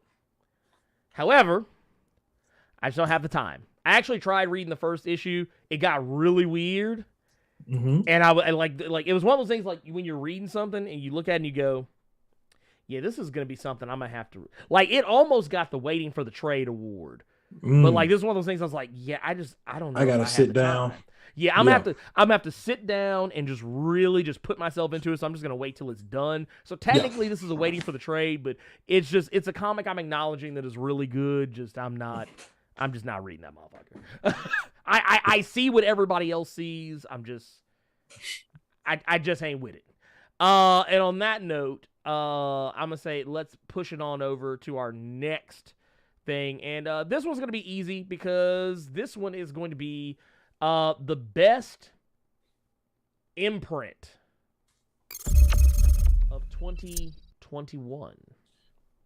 So with this one, I don't have to say a lot just because you've already said a lot about this. Okay. My pick for best imprint, and I had to think about it, and I was sad that I picked it just because of the imprint that I've always been leaning more towards when I've gotten back into reading comics. But best imprint for me, Black Label, man. Dude. DC's Black Label. Coming from, it's one of the coolest turnarounds from being a laughing stock to fuck that, you gonna put some respect on our name. Yes. And when I say, coming from, DC Black Label, that's the thing that showed Bruce Wayne's dick on one of those Batman books.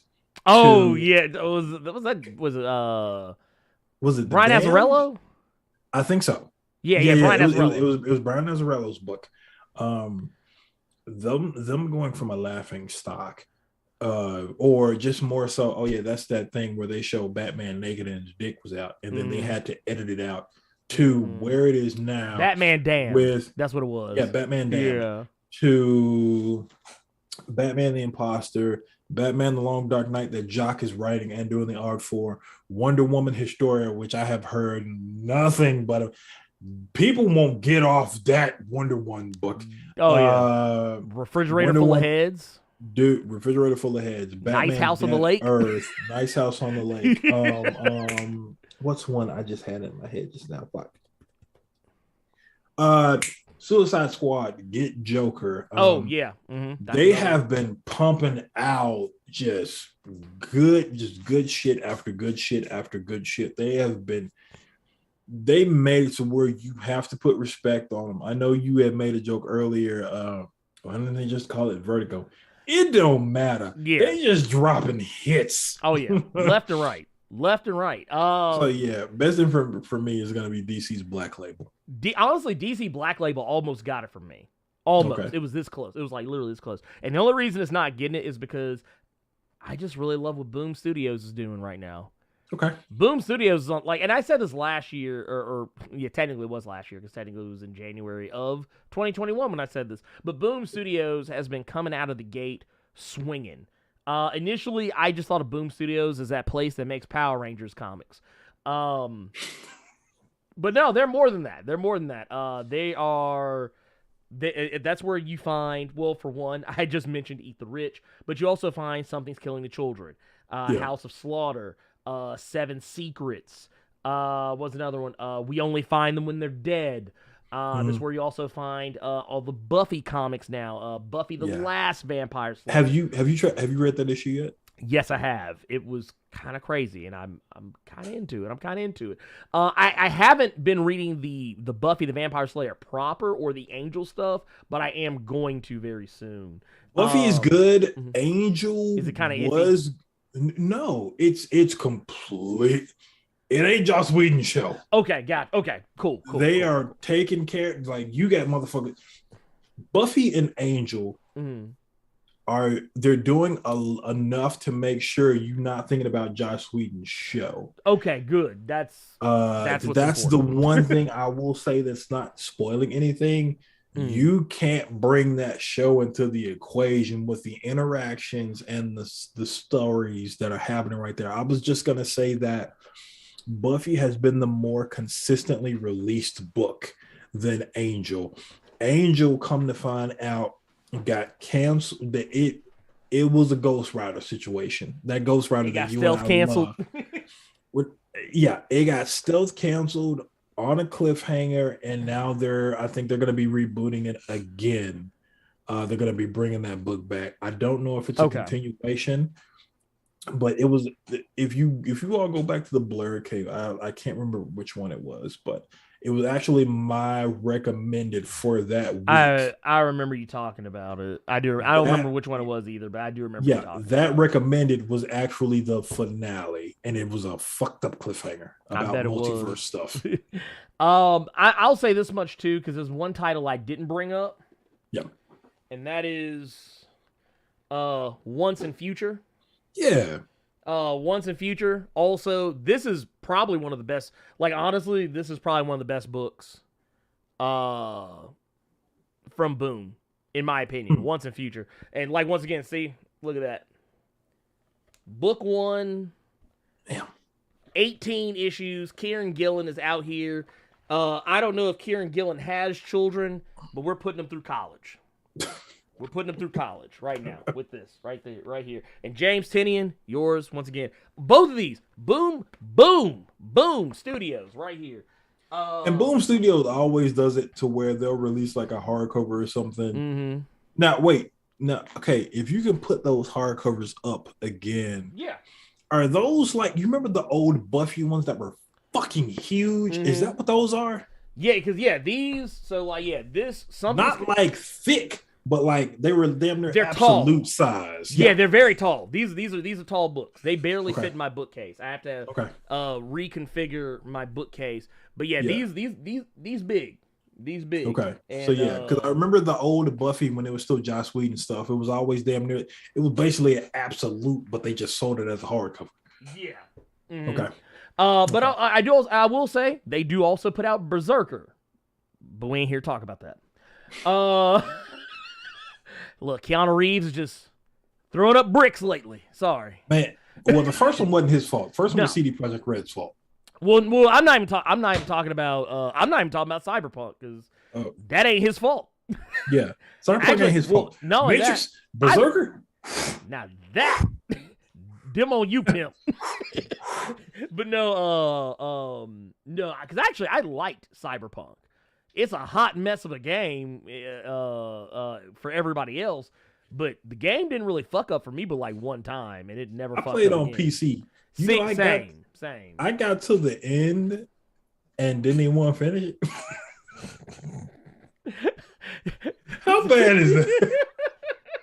You know, I literally got to the end game and was just like, I think I'm gonna hit the old dusty trail. Well, he hit him with that. I'm a head out. But no, but yeah, it's a thing. It's a thing. But yeah, Boom Studios. Let's see. We got a little some here. We got a little some from Talali House with the $2 super chat says, Punisher clapping cheeks saying insert. This motherfucker. Oh, wait a minute. I don't know if I have it on me right No. I don't know if I have it on me right now. Hold up. If a girl makes you make that goofy sound, you have to wife her. Oh yeah, no, because if she tells any other woman you make that sound, you have to kill her in her sleep. So you'd have to marry that woman if she put it on you like that. Like that? Oh, most certainly. That's an automatic. That's an automatic. Gracefully, I am not Ernie. I have never experienced that myself. That's why Ernie is married now, and I am still single and mingling. I have never had that experience. The last girl I was with recently was about as dry as this Jack. So, yeah, Lord, this man. Anyway, Sammy Wilshire with a $5 super chat says Joshua Williams' Justice League Incarnate. That was one of our.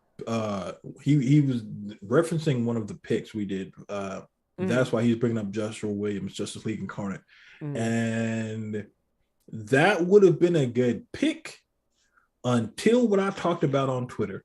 That was stupid the fucking Batwoman who laughs. Yeah, I didn't like that. That killed that book for me. Like, it was so good prior. Yeah. I like that first. I love that first issue where he basically put Thanos in the book. I was like, this is awesome. This is great. And then he did Batwoman Who Laughs. I'm like, all right, see, y'all. I'm tired of this. Like, honestly, I used to be the guy that was like, no, they're not oversaturating the Batman Who Laughs. And now I'm like, yeah, the motherfucker's oversaturated. Get this. I can't miss you if you don't go the fuck away. Like, this motherfucker, like, honestly, I feel because it's Batman. Because Batman is oversaturated. So, of course, they're going to oversaturate the Batman Who Laughs. But come on. But, yeah, I'm tired of it. Honestly, I don't care anymore. And if I see the Batman Who Laughs in anything, I'm just going to smile and move on. We also got Tubes of One with the 6 months. Blerd Club Silver says, Happy New Year, ENC. Stay safe and wash your hands. I don't even think with the Omarion variant that shit gonna help. You just gonna catch it. Yeah, you just gonna be like, you gonna catch that shit like Scorpion Spear. Let them over like, get over here. and then you know it's gonna catch you like old school Mortal Kombat. Go hit you with the get over here, and then the motherfucker gonna do the crouch. And what was it? High punch. Old school Mortal Kombat. Which, by the way, Carter, I don't know if you've played a lot of the more recent Mortal Kombats. But those tactics still work. Of course they do. They never leave that shit alone, man. Well, they're like, I always see these motherfuckers doing like combo video level combos in Mortal Kombat, like Mortal Kombat X, Mortal Kombat 11. But nah, I be beating motherfuckers with Mortal Kombat 2 techniques. And look, Mortal Kombat 2 and like, remember when they used to do Mortal Kombat 3 when they started doing the dial-up combos where like you had just button. They had like it was like legit button combinations. I think it was the first game where like actual combos were legitimately in the game. But you'd be like, all right, up, like high punch, low kick, so on and so forth. And it literally looked like you were dialing buttons on a phone to beat somebody's ass. But that shit still works in 2022. Just want to point that out. Let's keep it moving. Let's go with, okay, here's one. Best Marvel comic. Let's go with best Marvel comic. I'll take the point on this one because it's something we've talked about before. Best Marvel comic. Well, surprise, surprise.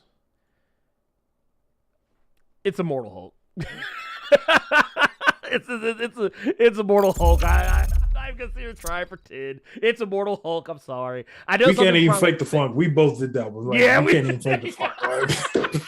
Like I know some, like I know I probably did a little. It probably seems like a bait and switch because I said best overall creative team was Chip Zdarsky, Marco Chicheto. Usually do shit like this. It just kind of like it's a snowball effect. Like, oh, they won best creative team, then best comic definitely. No, it's not the same thing. Not the same when thing. Immortal Hulk dropped, you dropped what you was doing and read that. Oh yeah. Like I think there were times where me and Carter would hit each other up. Be like, you read Immortal Hulk? It's like midnight, 1 in the fucking morning, bro. This Hulk. Well, you know what? You know why I think, and another reason why, aside from the fact that it was just a good comic, people who I know who don't read comics as much as we do, or don't, or just aren't as into comics as we are, I hear them talking about it. Like I've talked to people who aren't that big of comics fans, and they were reading Immortal Hulk. That should tell you something about the quality of your comic if people who don't normally read comics are picking your shit up. So that's honestly, I can't wait for them to come out with an omnibus of Immortal Hulk so I can have that big hefty motherfucker right here. I'm just saying. I don't know what else we can say about it because we've talked about it. I mean, shit, they really ain't much else to say. I guess because that one was yours too, right? So yeah, that one was mine too. Though when that book drops, you dropped what you were doing. Oh yeah, you had to. That book. It was that good. Al Ewing did his thing on that book, man. You may have not understood those little excerpts he took from the Bible and other parts like that, but you still read them. Yeah, Immortal Hulk was that heat for Marvel. And I guess let's go ahead and move. So best DC comic. I'll take the point on this one too. And this one, I don't know if this might be controversial or not. I don't know because the way people talk so much shit about this series, but I fucking love it. And that's Icon of Rocket. Because technically speaking, even though it's Milestone Media, it's a DC comic. Okay, wait, pause, wait. When he said that we were going to be talking about this, he did not say best DC / Milestone. He said best DC. Well, had I known Milestone was in the fucking equation, my mind would not have been wondering, like, bro, what the fuck from DC? Only read this, and this. Milestone had some heat, though, but the motherfucker said DC. You're an asshole for this. I'm sorry. I thought you knew. But it is Milestone Media, but Milestone Media is under the DC comic. It's basically like... It is. You can technically treat it as like Black Label or Young Animal, more or less. Okay. So technically, it is a DC book. But Reggie Hudlin, Leon Chills, Doug Braithwaite. I love it. I love the comic because, and I know, I actually love it for a lot of the reasons people hate it. Is the funny part. Mom. But no, it's because I love the story. They're doing, and this is how I know motherfuckers have not actually read Icon, or at the very least, they hadn't read it in a long time. I challenge you, go back and read the old Icon comics. You will be able to soon because they got that omnibus coming out. Yeah, they got the omnibus coming out, and I think there are some trades still out there. Even on like Comixology or Amazon, I've seen them, but they don't flesh out Icon in any meaningful way for a while in that comic. And there's even some stuff that's left unanswered. And that's a comic, I think Icon ran over 40 issues in its original run. And they still never really like addressed certain things. And these are things that are addressed in this comic. Like one of the biggest things, I remember I did a video for Icon. People were like, oh, why didn't he do anything about slavery? That was like the most common comment I saw in that. But they address it in this comic and in a competent way. They address why superheroes fighting common crime is redundant as fuck. In that comic, they address so many different things, and they're introducing so many different things. And honestly, I know it sounds like anathema to say this, but I actually like this better than the original Icon run. Oh wow. And like I said, it's I don't even, like I said, it just is what it is. Take it for what it is. Carter, what is yours? So since he wants to add his technicalities, and I couldn't even think, because I would have said Icon and Rocket for sure, but seeing as how he sent me the message that said best fucking DC. You can, dude. Do you want to say Icon or Rocket? You can say Icon. No, because you already stole it. So the pick that I ended up coming up with, even though it's only 2 issues, you have to understand that current DC is just full of just a bunch of fucking Bat books. Yep. And Superman books that ain't hitting. I'm sorry for fans of Son of Kal-El and stuff like that. I'm good. He said, I'm good on all that. So this really became a tie between these two. So matter of fact, I'm actually going to grab my Two-Face coin. Oh shit. All right, it's gonna stay the same. All right. So the best DC book for me, I'll just make the other one I recommended this week, is gonna be Dark Knights of Steel from Tom Taylor. If I could have given Tom Taylor the award for best writer, I would have, just because I've said enough about him as a writer with just he makes stories that shouldn't work tremendously. Yes. From Injustice, from Deceased, and now we have Dark Knights of Steel. It's only 2 issues, I know, and I know a lot of people are probably going to give me shit for that. But Knights of the Round Table DC heroes really should be something for kids or should be something stupid. But he, in 2 issues, he makes it work in a way that almost like Al Ewing, where he's hitting on all cylinders and you're excited for the next issue to go around. Plus, more Black Lightning is always a cool thing to see, whether he be a good guy or a bad guy. We don't know at this point, because the second issue completely just changed my opinion. So with what they're doing with like this Game of Thrones-esque kind of story, like I said before, Knights of the Round kind of deal, it's doing something different with these DC characters. And I'm really excited to see what more he does. I was actually looking up online when I was trying to put my list together, and apparently this is supposed to be 12 issues. So 12. I'm really excited to see if he's already hitting on all cylinders with 2. I can't wait to see what he does with a complete story 10 issues down the line. I'm almost scared of what will happen. Like when the book is that good coming out of the gate, I get worried. But it's like I've said about Tom Taylor several times. He does books that should not work. No, he makes them work.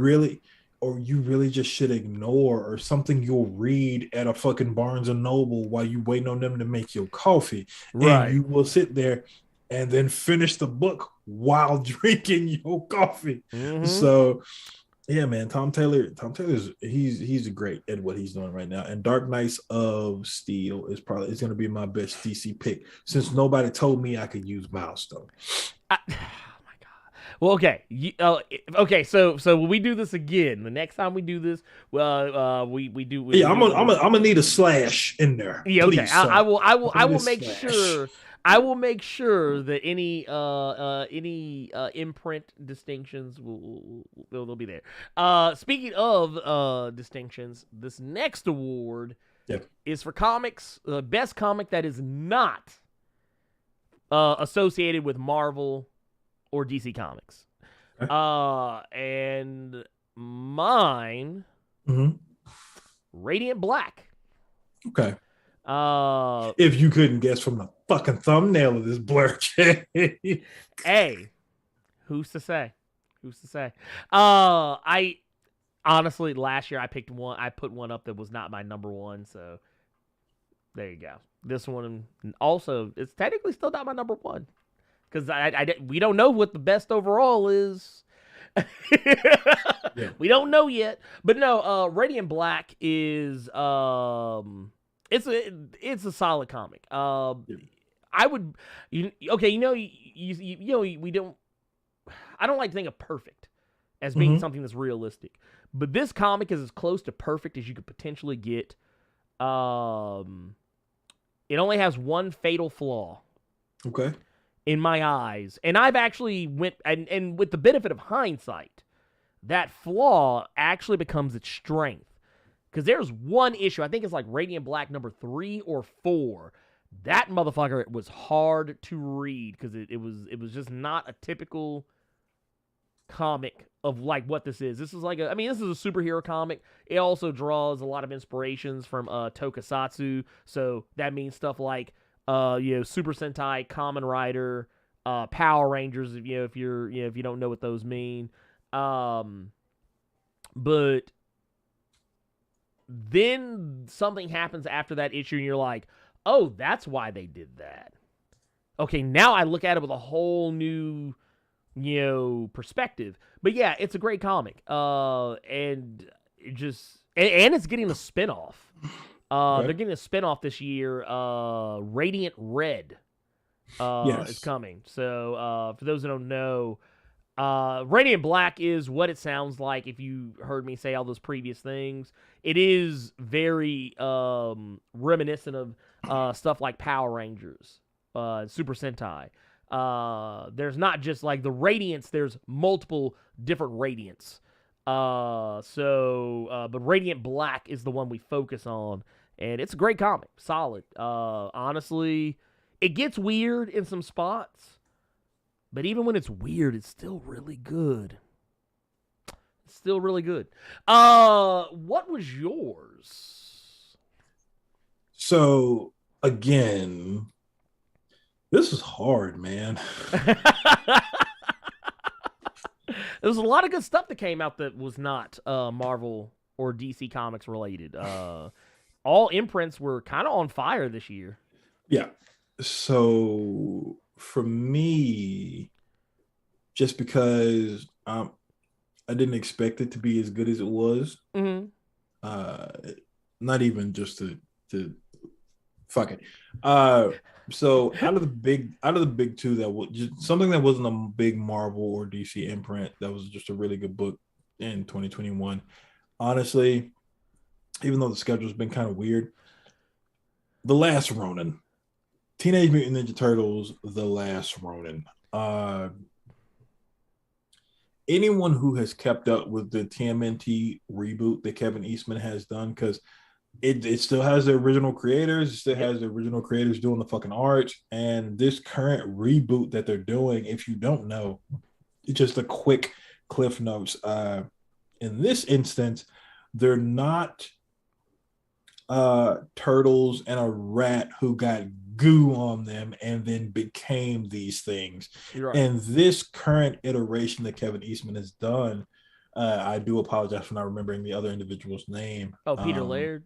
Thank you. Mm-hmm.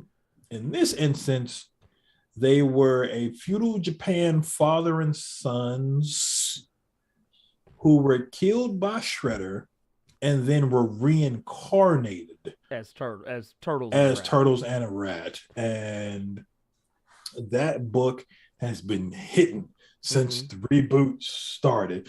That reboot gave me hope for the Buffy and Angel reboot, because I can now see that you can do reboots well, they be different and stand on their own and be phenomenal. But and when it comes to The Last Ronin, everything just starts off bad. Not bad as in like a negative connotation, but more so just the story itself starts off pretty rough for the last turtle that we have. He's you could basically say he's fucking nuts because he's talking to brothers that have been long since dead, and we don't know which turtle this is. We just know that this particular turtle is on the warpath. He is killing everyone that he has to kill to basically, in his mind, save the world from the oppressors that we have in this book. Every issue so far, even though the schedule has not been consistent, has been a worthwhile read. I really, truly need to get back to reading the TMNT stuff. I've been reading issues here and there, and I've been confused as to what's happening. Yeah. But it's been something where you're focused on it. Even though you may be confused at what's happening, the writing is so well done that you keep reading. So for me, yeah, absolutely. The Last Ronin is really good. I'm hoping it does not end on a sad note, but I feel like it'll be one of those like it's good but sad at the same time, because not to spoil it for anybody, I feel like the turtle that we do have is going to give somebody some work. Oh yeah, no, he ain't happy at all. So yeah, Teenage Mutant Ninja Turtles: The Last Ronin is going to be my pick for best non-big two or big three for those technical people. Yeah, I'm about to say technically, because that was actually something that I wrestled with was, should I include Image in this? Because I was like, because technically Images, they're not. Okay, so you don't want to do that because you don't like Spawn and you don't want to give Todd McFarlane his flowers. Well, no, it has nothing to do with Spawn. It has to do with the fact that I recently learned. So yeah, the acquisition of Dark Horse. Dark Horse was bought out, and it was there that I learned that apparently Dark Horse. It was said that they were like the third biggest comic book publisher, not Image. Which I thought was so weird. That's what I said. That was what the press release said. I'm not trying to be an asshole. No, because when I think of the third biggest, I think of Image Comics. Because Image Comics, I feel like they have the biggest output other than Marvel. Hell, Image puts out more comics than DC. Okay, yeah. But the thing is, I always used to think of Image as like, if there was a big three, it would be Image. And in my eyes, it is that way. But honestly, it's one of those situations where I feel like Image is just big enough to be a part of that trinity, but they're also, they set themselves apart just enough to where I almost don't want them to be a part of that, if that makes any sense. But that said, let's take a look at here. Oh my God, I swear, dude, Google is out here violating this week. I didn't even say anything close to that word, and my phone was like, hey, you talking to me? I unplugged that Google Home behind me. Yeah. Oh no, my shit's set to mute. I don't. It doesn't. Your ass would say 1999, and Google would perk up like you just said, "Hey Google." It's so stupid. Yeah, and I don't like that. I don't like that shit. Yeah. Let's get okay. So before we get into our most anticipated comic of 2022. And best overall comic of 2021. Want to jump into some comic book asides. Real quick, let's run through our best comic book video game of 2021. Okay. So mine, because I had to think about this one because I'm like, it didn't really seem like a lot of comic book games came out this year. But then you reminded me of a re-release. And I'm like, bro, I just got through playing that shit on my fucking Switch. Scott Pilgrim. The re-release of Scott Pilgrim versus the World is going to be my comic book game of the year, just because, oh my God, I love that game so much. I'm a fan of beat 'em ups. Very good. I'm a fan of beat 'em ups. I was a fan of that game. The only game I ever bought on Xbox Live back in the old 360 days. Oh, back when it was like Xbox Live Arcade? Yes, that was the only game I'd ever purchased. I actually had to leave it. I had to leave my Xbox at a friend's house because I did not have internet in my home. And, you know what? Take the back. I had internet, but the Xbox 360 did not have Wi-Fi capabilities. So I had to leave my Xbox at a buddy's house, put in my account information, and download it at my friend's house, and then come back and get my Xbox when I worked with him at Wolf Chase. Because he worked at GameStop and I worked at fucking Hot Topic. It was like not too long before you got there. Okay. And I had to leave my Xbox at his place. And I finally got Scott Pilgrim, and it was me and my sister and just a lot of friends in my crib having a fucking blast with that game. And when they took it off the store, I was crushed because I didn't have my Xbox anymore. I couldn't buy it on PS3, and they finally re-release it, and now I have it on my Switch, which is what I was playing earlier. I think that was Hideo who asked what I was playing on my Switch. I was playing fucking Scott Pilgrim. I ain't mad at you. Personally, because now I have it wherever I want.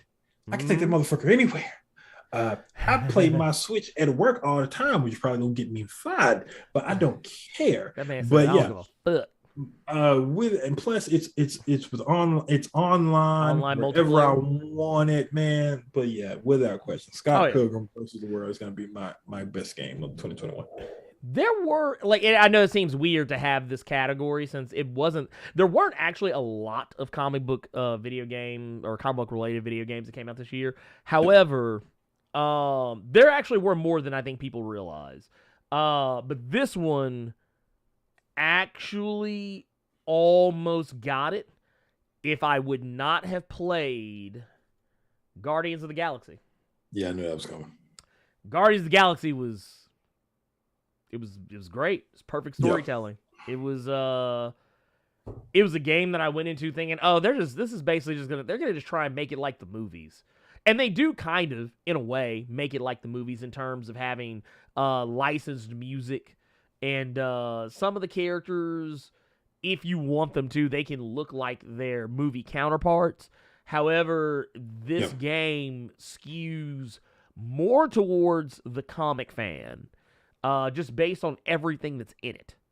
There are characters, concepts, things that you don't hear about in the MCU that come up in this game that are from the comics. So you can tell the people who made this game, they give a shit about the comics. They took the time to read the comics and didn't just say, oh, hey, we're doing a game based on a Marvel IP. Oh, that thing over there, that looks cute. Put that in the game, which is what happens a lot of times, whether people want to admit that or not.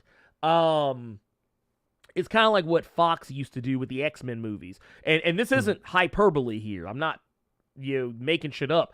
They actually would look through the catalog of X-Men stuff and go, oh, hey, they just put this thing in the comics. This actually looks really cool. Throw it in there. No rhyme or reason. Hey, the kids really like Psylocke. Yeah, throw her in the movie. We're not going to do anything with her, but yeah, just put her in the movie. Yeah. No. It's not that big deal. I truly thought that shit was just going to be a retread of Avengers. And I think that's what a lot of people thought. Yeah. A lot of people thought, honestly, this is what let me know the game was so good is that, normally people don't eat their words very often. When a game is lambasted before it comes out, and then it comes out and it turns out to be good, and people are like, usually people aren't all like, oh man, I was wrong. No, people were literally coming out of the woodwork saying, yeah, dude, we got this one wrong. People who I have heard talk cash money shit about this game came out with an apology video going they did the hat in the hands, you show up on your girl doorstep because you done fucked up, and you just sitting here, you got your hat in your hand, just just crumbling it up, look, can you please take me back? That's what people were doing with this game, and I'm glad to see it because it was a very good game. Carter, what is let's see. Let's go with best comic book TV show. I What was was really your hoping best you did comic book not TV show? make this something you pick. Cause that's hard, man. There was two. Okay, so just Yo, like with video games, it was slim pickings. It was the complete other way around for TV shows. especially considering Hawkeye just ended. Yeah. I really had to sit there and think.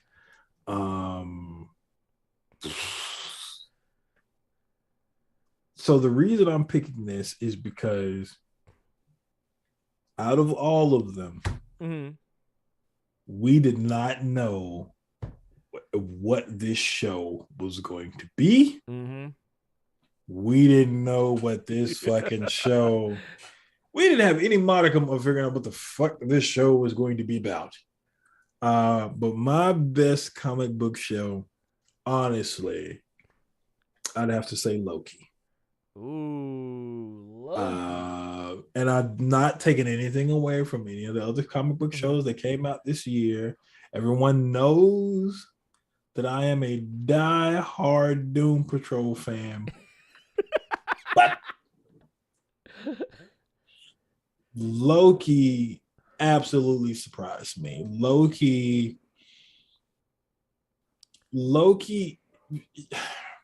it shocked me because I didn't know where it was going to start. I didn't know where it was going to stop. I didn't know where it was going to end. And with everything that happened in that show going into the MCU as a whole, that is nuts what that show did. Oh, yeah. I think that show caught, just honestly, Loki as a TV series did what Loki Agent of Asgard did as a comic. Loki, I can't remember the second series. But yeah, what Loki did as a standalone comic is what the TV show did. Yeah. It really made you sit up and take notice. That not only could good write, and it's funny enough, Al Ewing actually wrote the Loki comics with the God of Stories and stuff like that. But yeah, that show was really fantastic to me. And I see a lot of people are saying Doom Patrol because I feel like y'all expected me to say Doom Patrol. Man. It was close. It was close. It was close, brother. It was really close. I'm not even gonna say anything more because then I'm gonna start saying stuff I don't need to say and put my foot in my mouth, and then everyone in the chat and in the comments are gonna eat me alive. My pick was Loki, and I'm gonna leave it at that. What was yours, Ernie? You know, I really wanted it to be Doom Patrol. But I'm not gonna lie, as much as I love Doom Patrol Season 3, there were a couple episodes that lost me. He said it. Bit. I didn't. There are a couple episodes that lost me. And Marvel was... And you know what? As much as I like Young Justice is depressing. Not like this season. This season's very... Not like this season, dude. I like what's going on right now, but this show's overarching theme this season has been mental health. And while I appreciate them shining a spotlight on mental health, it's fucking depressing me. And I don't like being depressed. When shows are sad, movies are sad, I'm fine with it. But when it's on this level, I'm just like, okay, when I got to start taking medication. But no, my pick is Loki. Yeah. So there you go.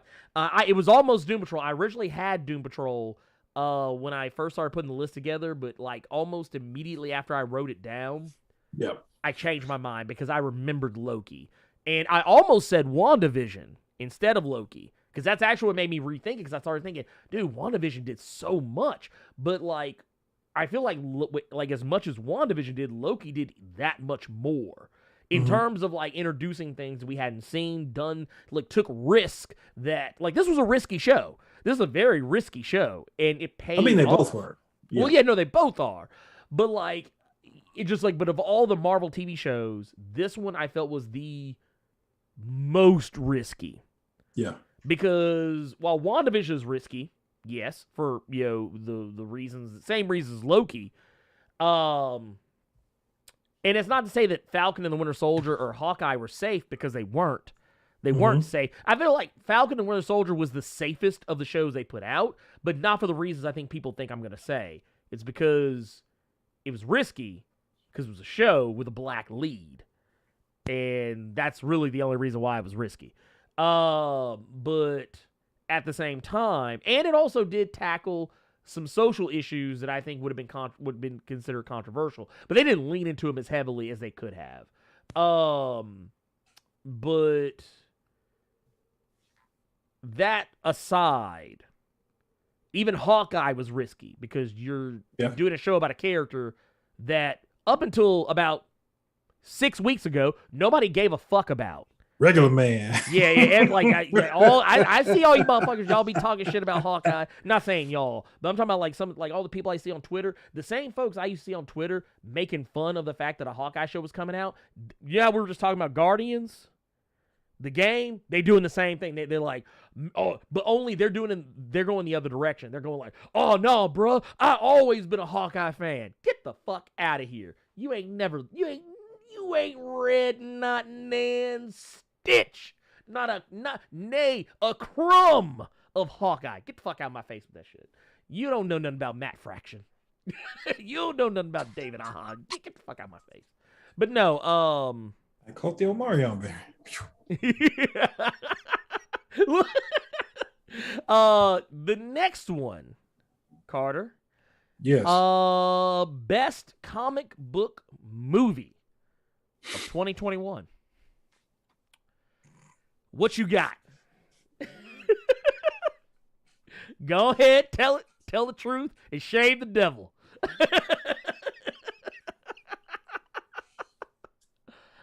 So what's funny about this one, let me make sure I told you the right one. Yeah. It was almost something else, just because this is probably my third viewing of that movie because I watched it on Christmas in its entirety. But I know what it is. Like, okay, hold on. Let's do it. Let me get my two-face out. Hold on. Okay, it's gonna stay the same. All right. My pick was very, very close to being the Snyder Cut. This motherfucker. It was very, very close. I'd have laughed you out this motherfucker. You have no idea. Because I just finished watching it on Christmas at work in its entirety. Yeah, my pick was very, very close to being the fucking Snyder Cut. Oh, Lord. 4.5 hours of bullshit. But out of focus shots in slow-mo.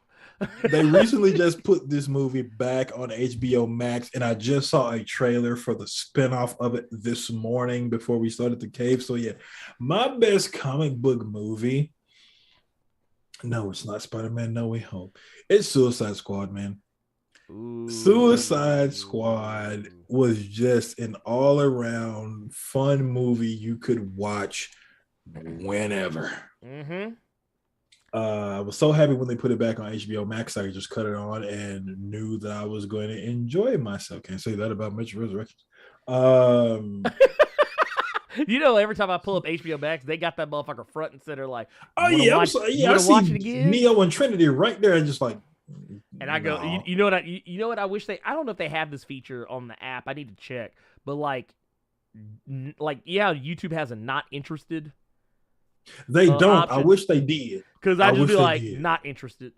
Because that shit shows me Keanu Reeves and Carrie Ann Moss. I immediately scroll down and click on Venture Brothers. Ooh, fuck out of my face. You want to hear something funny? Though?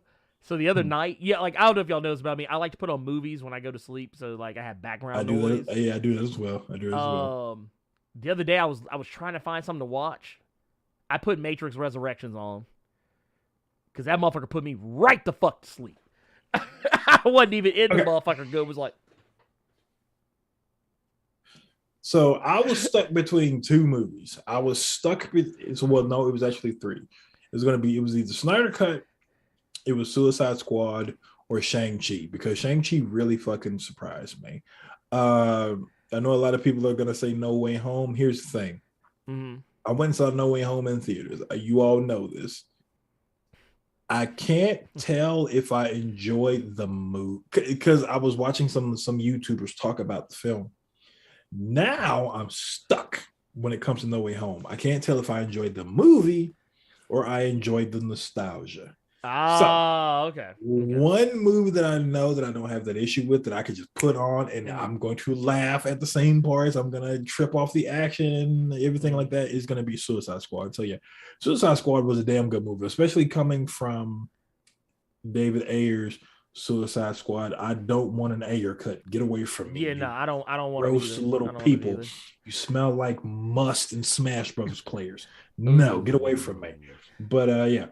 Suicide Squad, without question, is going to be my best comic book movie of 2021. What is yours, sir? I almost did No Way Home, and for the same, and not for not the same reasons as you. I actually went to go see it again. I took my wife to go see it. I went with my daughter the first time, second time with my wife. So I can actually confirm it has nothing to do with nostalgia. I love that movie legitimately, and while it is my favorite live action Spider-Man movie, okay.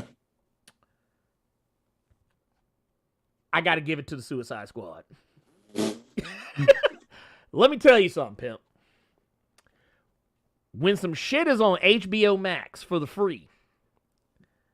But not really, because you're paying. Well, I'm paying for it. But but I still went out and bought the 4K Blu-ray. Yeah. Of this shit. That right there is proof positive the movie is gold. I've actually watched this movie at least several times since I purchased it on Blu-ray and have enjoyed each and every fucking viewing. The only reason I don't watch this movie more is because typically, especially since lately my daughter is out of school and she is only 6. I can't watch this in front of her. Even though the David Ayer Suicide Squad, we've watched that together because I don't think it's anything too crazy that a kid can't see. But this, because she saw me walk in the house with this when I bought it, and she immediately saw the name she wanted to watch, and I was like, baby, I said, this ain't for you just yet. I was like, when you're a little bit older, I said, I don't feel comfortable you watching this one just yet. But I was like, when you get a little bit older, and maybe you get, because I used to watch shit like this when I was kind of close to her age. I grew up watching the shit my mom watched. So when I was 8, 9, 10, 11, whatever, my mom took me to go see New Jack City when the shit came out in theaters. Does that tell you anything?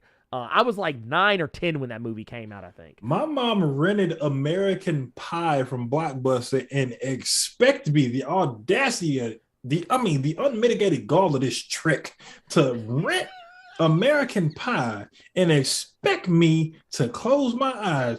I almost, bitch, are you crazy? But you lost your mind. You lost it. And I said, real quick, I see someone in chat, Devarius.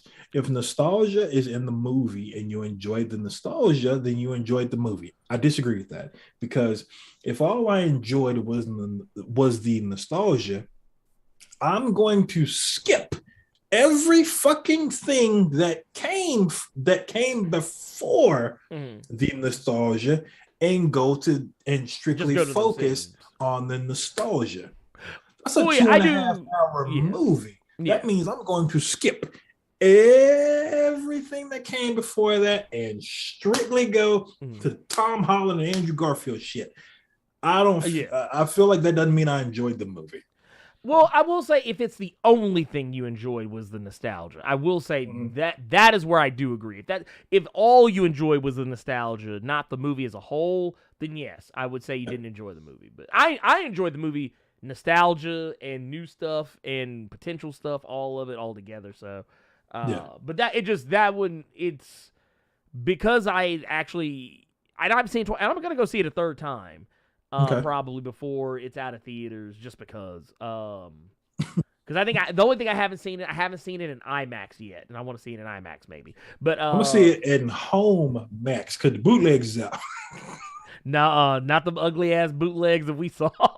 I don't know if we talked about this. I forgot about that. So the day before No Way Home came out, bootlegs was out, and I remember I think I showed this to Carter.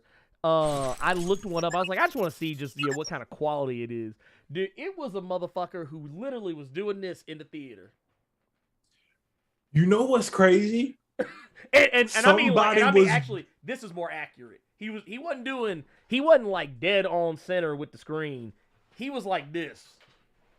So what tripped me out, that actually happened in my theater. I didn't know at first because I was sitting on one of them. I was sitting on the first seat on the left side. So I'm watching the movie like this. Mm-hmm. So my eyes are just, I'm watching the film, I'm enjoying what I'm watching. And then I see in my periphery 2 blinks go on the right side of my face. What the fuck was that? It's pictures, and people taking pictures of certain scenes. And then I see the flash again in my peripheral. I'm like, what the fuck is that? Someone didn't cut their light off on their phone while they're recording the scenes from the fucking movie. I hate people. Y'all ain't shit recording bootlegs on your cell phones now. I always wondered how people did bootlegs before that, though. Were they really using camcorders? They were using camcorders. They were bringing like there were people. I remember one movie I was in, like back before camera phones were like as good as they are now. He had a fucking tripod and a camcorder setup. The audacity this man had, and didn't even have and I think when the people came in to check, it was like some pimple faced kid, working part time after school. He was like, he saw that shit, turned around, just walked off. I'm so ugly. I didn't think about camcorders until recently. I thought motherfuckers was real deal coming in there bootlegging movies with them big ass like shoulder. Like they on Channel News 5. They just like that's some good quality right there. Yeah, that's he's like, oh yeah, this is a shot right here. No, not at all. Here, real quick, let's get into these because we got one. Chi-Town Dan with a $5 super chat says the Westview Chamber of Commerce is just happy that WandaVision was nominated. Look, hey, I will say this. I love the fact that by the time we get to Doctor Strange in the Multiverse of Madness, they're gonna be like, oh yeah, that was a thing. Like it's just something like it's cool that like the TV shows are actually like holding some kind of a weight, even if it isn't a big one. Darkmain X with $5 super chat says my favorite was Eternals. I will die on that hill. Please do. Die, bleed out, slow. Actually, I honestly, if not for the Suicide Squad, Eternals would have been. It would have very likely been close, if not the pick. I'm actually looking for because what was it? Me and my daughter were talking about this the other day. Because it's about to be on Disney Plus in the next 2 weeks, I believe, and about 2 weeks, or a little under 2 weeks. Yeah. And I was like, yeah, I'm actually kind of excited to watch that again because I thoroughly enjoyed it. I thought it was really cool. It asks a lot of you as a viewer, and if you are an MCU casual. Like, if you're an MCU casual, you're just a person who watches the movies, you don't read the comics, you'll go into that movie and you'll be like, huh? But I thought it was really fun. And, how often do we get to give flowers to the Black Knight? Antonio Logan with $5 super chat says, I second that Eternals motion. I agree. Fantastic film. Honestly, the only flaw in that movie to me is how the past and the present are laid out. I almost wish they'd have did it in chronological order, but I mean, the one reason that Eternals was not my pick was because it's woke. It's woke. It's woke. It's there are some scenes in that film that made me really uncomfortable. It is woke. It's a very woke movie. The eye crust is out of its face. That is a very woke. There's a woke movie right there. It was some stuff that made me uncomfortable. Somebody went and took a shower because they didn't like how they smelled in that film. That's very woke for me. That made me uncomfortable. Okay. Wait. It's not because you saw a man peck another man on the lips like he was kissing his grandma? I had apparently blacked out and blocked that scene from my mind, but that's another thing with how America is today. It was woke. It was woke. It was wide awake, man. It was woke. It was woke. Oh, I fucking hate that dude. I do. He's shit. He is shit, man. Dude, if you're for those who know. Don't say the names. I'm not gonna say the motherfucker's name. There's some people laughing in chat right now. They know. If you know, you know. If you know, you know. But yeah, fuck that motherfucker. Anyway, CT Cook with the $5 super chat says Suicide Squad is the best superhero movie in 10 years. Hashtag come at me, bro. Hashtag say Finn Jones. No, like I said, 4K Blu-ray. Yeah. These are expensive. That's how much I like that movie. It's fucking great. Also, can I just say, when we talk about songs that play during movies and soundtrack scores, stuff like that, the ending theme of the Suicide Squad, probably one of my favorites.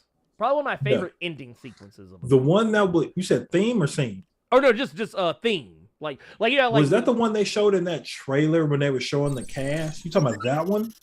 No. I'm talking about like when the movie like without going too deep into it, but like when they get to end the movie is wrapped up, it's going to credits. Mm-hmm. I forget I'm trying to remember the name of the song they used. Because I think I know the song you're talking about. If it's that song, that song slaps. Let's see. I'm trying to. While you do that, we got a 1999 super chat from Jonathan Moda saying, "Go woke, go broke. Let's wait for the aftermath. Get those motherfucking likes up." But yeah, no, it's yeah. Oh, that's what it was. That's who it was. It's So Busted. So Busted by Culture Abuse. I couldn't remember the name of the group that did it. But yeah, I love that song, and I love how it's set up because after that one. That okay, movie, yeah. When you finish the movie and you see everything that's happened, like the song, everything in it, everything it's all about, it all makes sense. James Gunn's a genius. By the way, Jonathan Moda, thank you for that 1999 super chat. Yeah, see, yeah, you have to do it when Carter's not paying attention. He thought I wasn't listening. He thought I wasn't looking. But thank you for that. Let's see here. Now we've talked about the movies. Let's get back to the comics. Let's do our 3 final awards. Okay. Let's go with comic that surprised you in 2021. What you got, Ernie? Well, this one, I don't think this one might surprise people, but I don't think it will surprise Carter. Okay.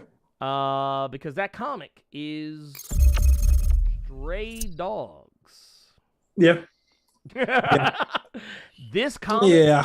Yeah.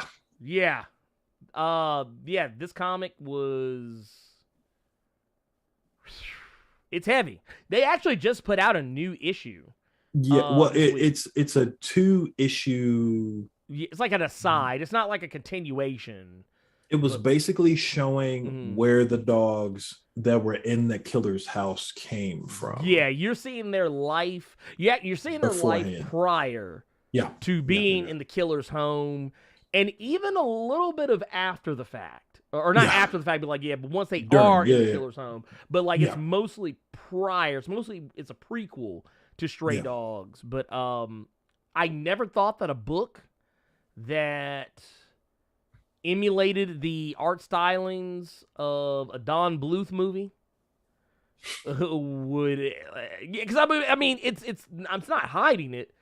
The comic is very open about the fact that it's inspired by the art styling of like a movie like All Dogs Go to Heaven. It's very open about that, and it's a very harrowing story, and it's tough. It hits you. It will kick you in the teeth. And if you are a person who gets if you're a person who empathizes with animals on any level, if you're a person who's like a dog lover on any level, or animal lover in general, I'm not gonna lie, this was not for the faint of heart. It's not for the faint of heart at all. It's not a cute. I know, like, you see the dog, she looks, oh, she's so cute and precious. No, this is not what this is about. It's not what this is about. This is, and I recommend this comic to anyone, but with an asterisk. Because it's gonna fuck you up. And yeah, it got me. It definitely got me. I know there was times me and Carter talked about it on the side. And we'd be like, ooh. I'm really happy I recommended that book to you and you actually tried it out. Yeah. I'm really happy about that. Even better. Even better. Hold up. Let's see here. Can I get it? I can pull it out of this motherfucker. That's what she said. This motherfucker right here. Lord. Anyway. Bam. Trade. Right here. Bam. So, yeah. I loved the book so much, it depressed me so much, but I still loved it. I still went out and bought the trade. Even after the motherfucker was good and done. Yeah. I was like, nope, I want the trade. I want this collected because I want to be able to come back and just read this whenever. What about you, brother? What was your the comic that surprised you? The comic that surprised me, I don't even think I actually sent you that one. Let's see. I thought you did. I don't think I did. No, you didn't, actually. No, you didn't. All right. Well, this is easy. The current surprise for me is actually a DC book. It was actually going to be another thing that I recommended this week. I was going to give you all a two-piece. Task Force Z. Okay. From DC Comics. Task Force Z. Okay. All right. I see you out here. Matthew Rosenberg. And you think you know what's going to happen in this book. It's basically Suicide Squad with zombies. That's where the Task Force Z comes in. It's Jason Todd leading a team of dead supervillains whose leader is named Crispin. Not Crispin Glover for all you Willard weirdos. No. Their illustrious leader is named Crispin, and it's Jason Todd with dead supervillains. Bane, because apparently Bane died in Tom King's Batman run. Mm-hmm. I can't remember that shit happening.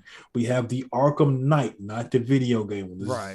We have a villain. This is one of the main reasons I actually read the book, was because they actually brought back a Jim Gordon Batman villain from Scott Snyder's run by the name of Mr. Bloom. Oh, yeah, Dr. Bloom, or Mr. Bloom, Dr. Bloom, whatever his name was. Yeah, Mr. Bloom. You got Man Bat in this, and what's basically happening is they're doing good as far as they know with these dead supervillains, but they're being given these Lazarus pills that gets them alive just long enough to do the missions and possibly eat some of the people that they're going to be going against.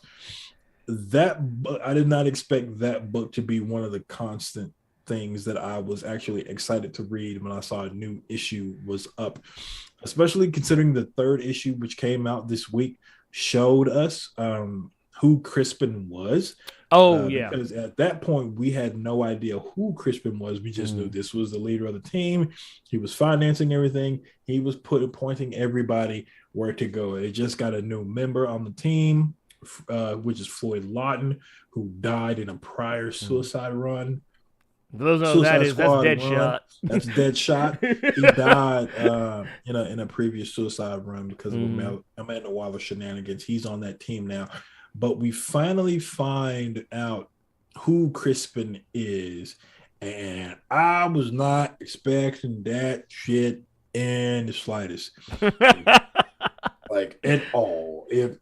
Caught you by surprise. Oh, dude.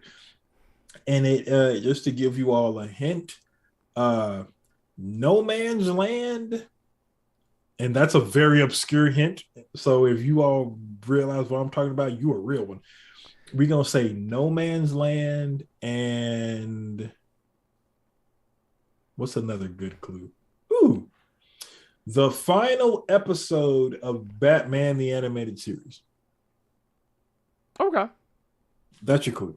There you go. But yeah, Task Force Z is gonna be one that I was really surprised because it's like David Ayer's Suicide Squad. It's a dumb, fun action movie with zombies. I can dig it. It's probably far more enjoyable than Army of the Dead. Anyway, moving along. I like that movie. Nah, fuck that movie. The movie Go Eat a Dick. No, but in all seriousness, let's move on to most anticipated comic of 2022. I want to see if there is some parity between us. Let's see. I'm gonna say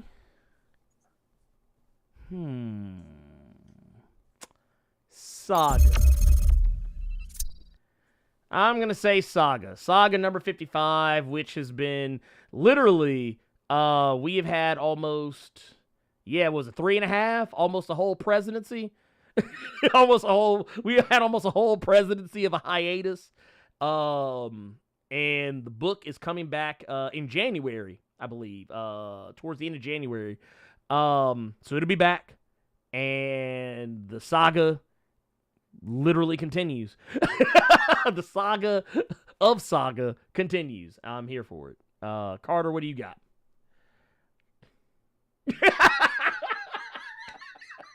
He's like, Saga. Yeah, just Saga.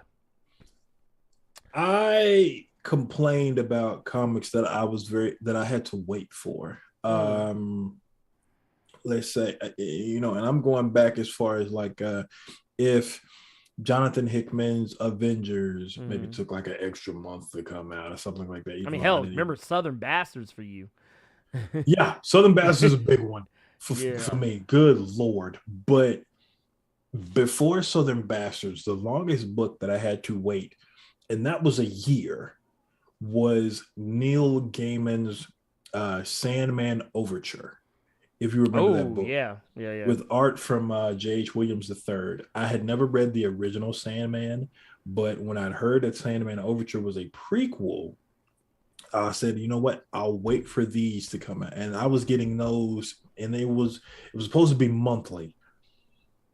And And then it was bi-monthly, and then you had to wait a year for like the third or fourth issue, and that was the longest I'd had to ever wait on a comic. Saga has now proudly taken the top spot in the longest I have ever had to wait for some kind of anything, especially considering that Saga 54 ended on a huge fucking cliffhanger. That was a major cliffhanger. I mean, that was a big time cliffhanger that Saga took its break on. So you know what? I'm not even, it's my most anticipated, but I'm not happy about it. That's fine. That's fair. I'm fucking pissed. I understand. Tell me what the fuck happened, you prick. That's how I would talk to Brian K. Vaughan at this point, because I'm fucking salty. Jason Aaron, you're doing your Marvel stuff and you're doing other indie books. I can wait. Yes. Just don't do like, I got your hardcover right here. I'm waiting on volume 2 of your hardcover to come out. I can reread those. I'll be fine. But boy, you better not take 3 years. So I want to watch Army of the Dead now. I mean, hey, you do that. But enjoyed it. Yeah, okay. Yes, Saga is that good. Yes, it is. Yes. It's not superheroes. Do not go into that shit thinking it's superheroes. Good God Almighty, do not go into that thinking it's superheroes. Honestly, the closest thing I could call Saga is a space opera. And I don't even like calling it a space opera. I wouldn't even say that because I think that would turn people off. Yeah. Well, the reason why is because I think people will think, oh, it's like Star Wars then. Because typically when people say space opera, they associate space opera with Star Wars. I associate space opera with just a story that takes place in like space, and there's like a lot of shenanigans. But I would just say go into Saga. Don't look up anything. Just pick up. Actually, on Amazon right now, they actually have the entire. I think you can get like the No, first. it just came out with a box set for it. Yeah, I think you can actually get the first 54. I think you get all 54 issues in one collection now, I believe. Wow. I saw it on Amazon. I actually was debating pulling the trigger on that, which I may actually go ahead. But no, yeah, let's get into our, okay, so Carter, let's get into our finals. Our best overall comics. Your pick, my pick for 2021. You want to go first? Or you want me to go? I'll go. Okay. This is gonna be very easy.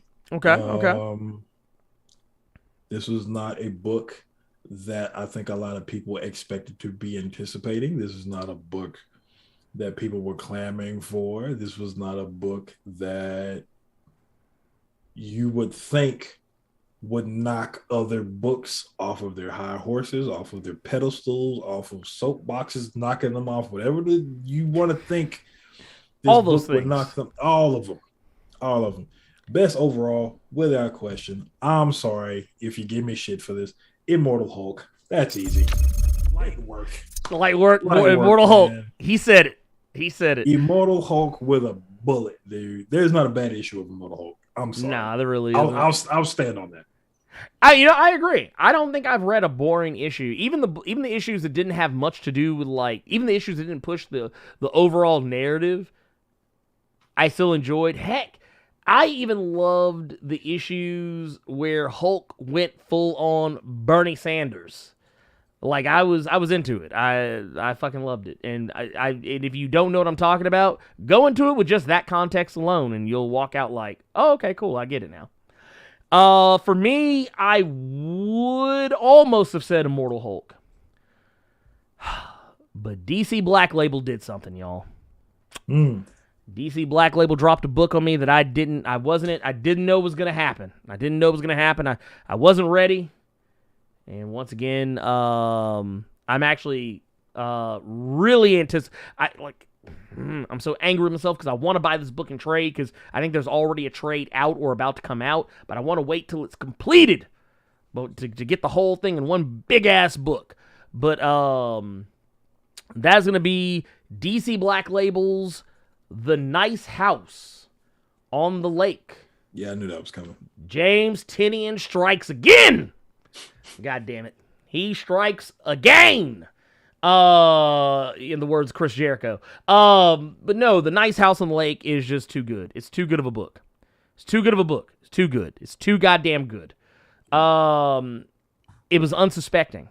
I did not see it coming. And once again, I don't even want to tell you guys what it's about, really. I'll say this. The most I'll say is it's a book about a woman who meets a man.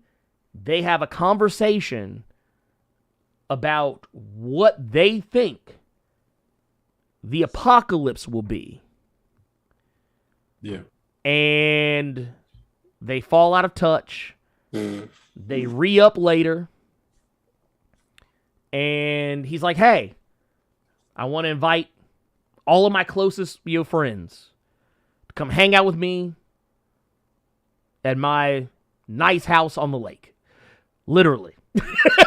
Literally, an actual house on the lake. And he's like, hey, I just want y'all to hang out. We'll hang out for, a weekend or two, and it's going to be great. Hey, I'll help you guys. Whoever is having trouble with airfare or travel, I'll help with that. Blah, blah, woo, woo. We got an itinerary. We got things planned out. And then from that moment forward, all hell breaks loose. And that's all I'm going to say. That's all I'm going to say. It's all you need to know. And the story just gets better with every issue. So, actually, I don't even say with every issue. Every fucking page turn, the story just gets better. Every time. Every fucking time I turn the page, I'm like, you know what? It's rare that I get that level of anticipation with the comic where I'm just like, I'm scared to turn the page because I want to know what's gonna happen. Like, honestly, I never really just ache for things to be made into TV shows or movies, but I could easily see this being made into a TV show for like HBO Max or Netflix or something like that, and this would be the show that like. We don't really do the water cooler thing anymore, But like, a bit like back when Game of Thrones was out, everybody's like, "Oh man, did you see that episode of Game of Thrones? Oh man, you see that episode of Breaking Bad? Oh man, did you see the last episode of something?" We don't do that anymore, really. But if that was still a thing, if this were a TV show, it would be that kind of a show where everybody's just like, "Bruh, you see that last episode of Nice House on the Lake? Bruh." That's what the conversation would be. It's that level of good, but in comic book form. So, and it's James Tynion. So, go read it. That trips me out that I enjoy James Tynion now, when I hated that man so much for Red Hood and the Outlaws. Look, wait. That dude. I want to ask you a question. Okay. With the benefit of hindsight. Mm-hmm. Have you ever gone back and reread his Red Hood and the Outlaws? I have. It's still ass. It's ass. It's ass. but here's the thing though. But doesn't it make you just appreciate him that much more? Because you see where he was, and now you see where he's at. He's the only one who has done that. Mm-hmm. I thought Cullen Bunn had a shot, because he wrote some mediocre Deadpool shit, mm-hmm. and then Magneto dropped. Oh yeah, and then Magneto was fired, and then Uncanny X-Men came out, and it was okay, and then everything, and then he did Lobo and Aquaman, and it's like yeah. That's it. That's the best of 2021. We're in 2022 now, so we can get ready for all the amazing things coming in 2022. I'm actually looking rather forward to it. Also, you know what else I'm looking forward to, Carter? What's that? This 1999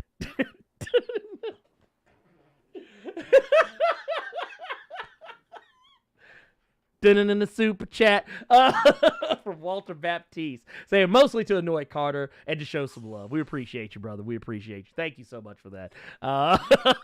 Carter probably doesn't appreciate it, but it's a thing. Yeah. We made it happen. And yes, I have. So okay. Let Carter. You know what? You said you had a recommended for this week, right? Well, my recommended was stuff that we had already discussed. Okay, so you know. Well, you know what? Okay. Malik Kennard. Has anyone ever read Batman White Knight? Yes, I have. I like both the books that have come out so far. Yes. I'm really excited about the Batman Beyond joint that's about to drop from Sean Gordon Murphy. Yes. But my pick this week is relatively easy. It's DC Black Label book. Something I told you about prior. Swamp Thing Green Hell. Okay, yeah, Swamp Thing Green Hell. Okay, got you. Swamp Thing Green Hell is going to be my pick this week. Basic synopsis would be, I don't even know if I want to do that, just because it's only the it's first only issue. Like what? It's only the first issue out right now. The first issue just dropped this week. Okay, yeah. It's just the first issue. It's Jeff Lemire on a Black Label Swamp Thing story. Let's just say that. Yeah, take that how you will. Yeah, because with Black Label they can take certain freedoms and certain liberties that they couldn't do with main DC and continuity. So, an adult theme. So let's do that. Let's do that. Jeff Lemire on a Swamp Thing book on Black Label. Take that, it just gotta see. It's a very dark looking comic. It's a very dark. Yeah, people catch it in this first issue. Oh yeah, that's 100%. Bad. Like, I don't know if you've read it yet, but yeah, people catch bad in this first issue. I've heard. I haven't seen, but I have heard. Yeah. For me, and I know it's going to sound like, because I technically mentioned it earlier, mine's going to be quick because I've already kind of discussed it. But Stray Dogs, Dog Days, #1. Okay. Just because, if for no other reason that the comic is largely not of any consequence, unless you've actually read Stray Dogs. And if you have read Stray Dogs, and honestly, I don't know why you would be picking this up if you have not read Stray Dogs, but if you have not read Stray Dogs, you probably wouldn't understand. You would know what the fuck was going on in this book. Yeah, you wouldn't understand the gravity of what's going on. But if you actually had read Stray Dogs, this comic will fuck you up. Yeah, man. I don't know why they didn't have to do this. Like, we already had an idea of how those dogs ended up there. Fuck, man. And they actually show you. They show you in, I won't say in full detail, but with enough detail you can fill in the blanks. Pretty much. Now with that said, let's get to some questions, man. Let's get some questions real quick.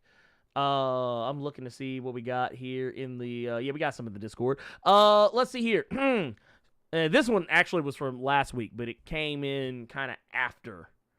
I think this one I think this one came in a little bit after we had wrapped up, if I'm not mistaken. But this one is says, so would you be interested in an MCU movie of the Midnight Suns? Short answer, yes. Yeah. Fuck? Yeah, that's easy. Yeah, if you give me a book with like Ghost Rider, Morbius, Blade, heck, you can throw Moon Knight in there if you want to. Hell, if you want to give us a proper Hellstrom. Okay, I think I have to stress this part. Yeah. Movie. Yeah, movie. Not Disney Plus, not Netflix series. I would, no. Movie. Yes. Because then you got to put some money in.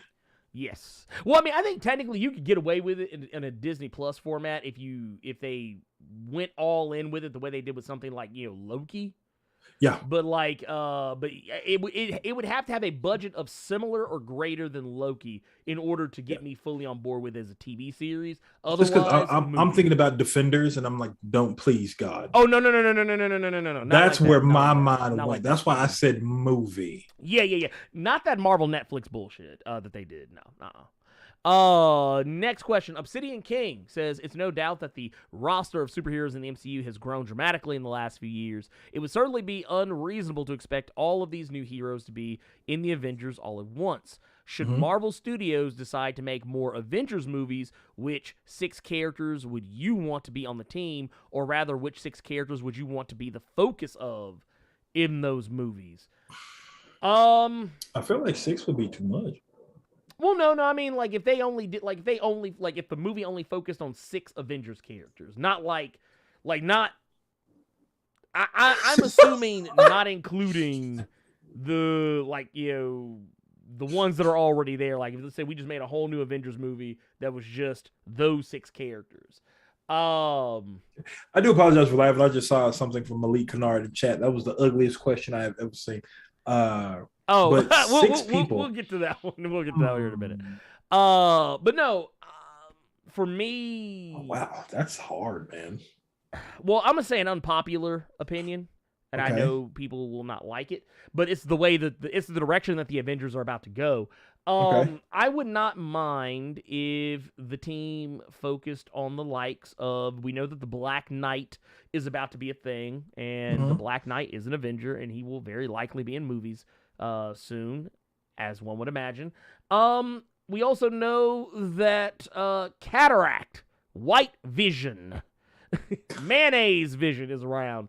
So I wouldn't mind seeing White Vision, Cataract, whatever, around. I love Captain Marvel, so I would love for Captain Marvel to be there. I love Spectrum. Spectrum will likely be around.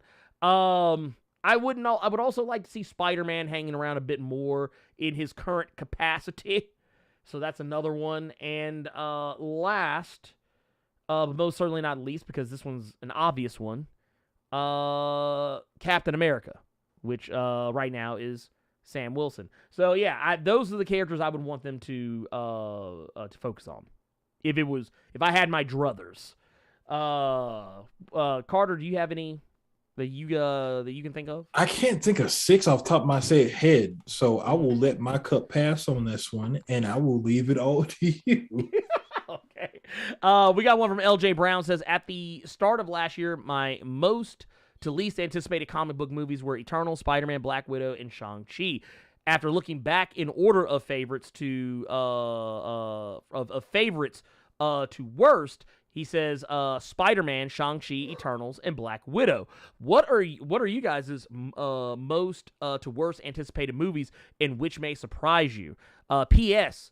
Did Carter's plate disappear like Cinderella's carriage when it hit midnight last night?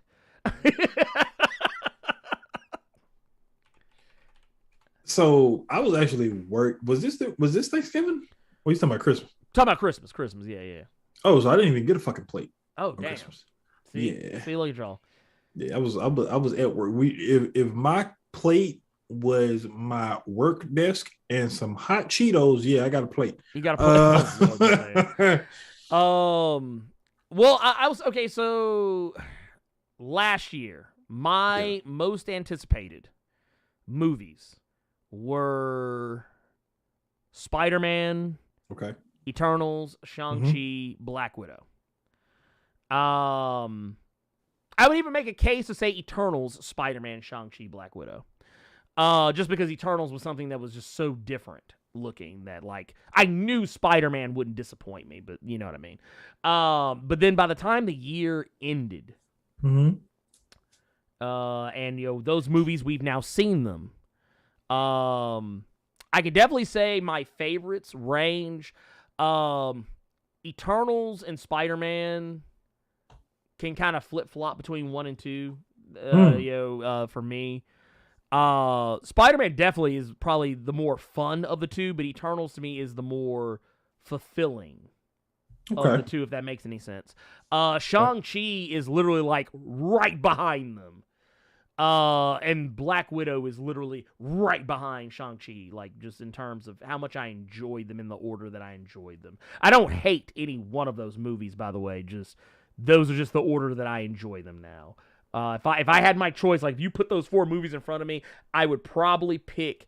I would actually probably struggle between picking Eternals, Spider-Man, or Shang-Chi because I love all 3 of those films. And I like Black Widow enough that like I would be like, oh, but I still kind of want to watch Black Widow, but I'm watching these other ones first. That if that makes any sense. Carter, what about you?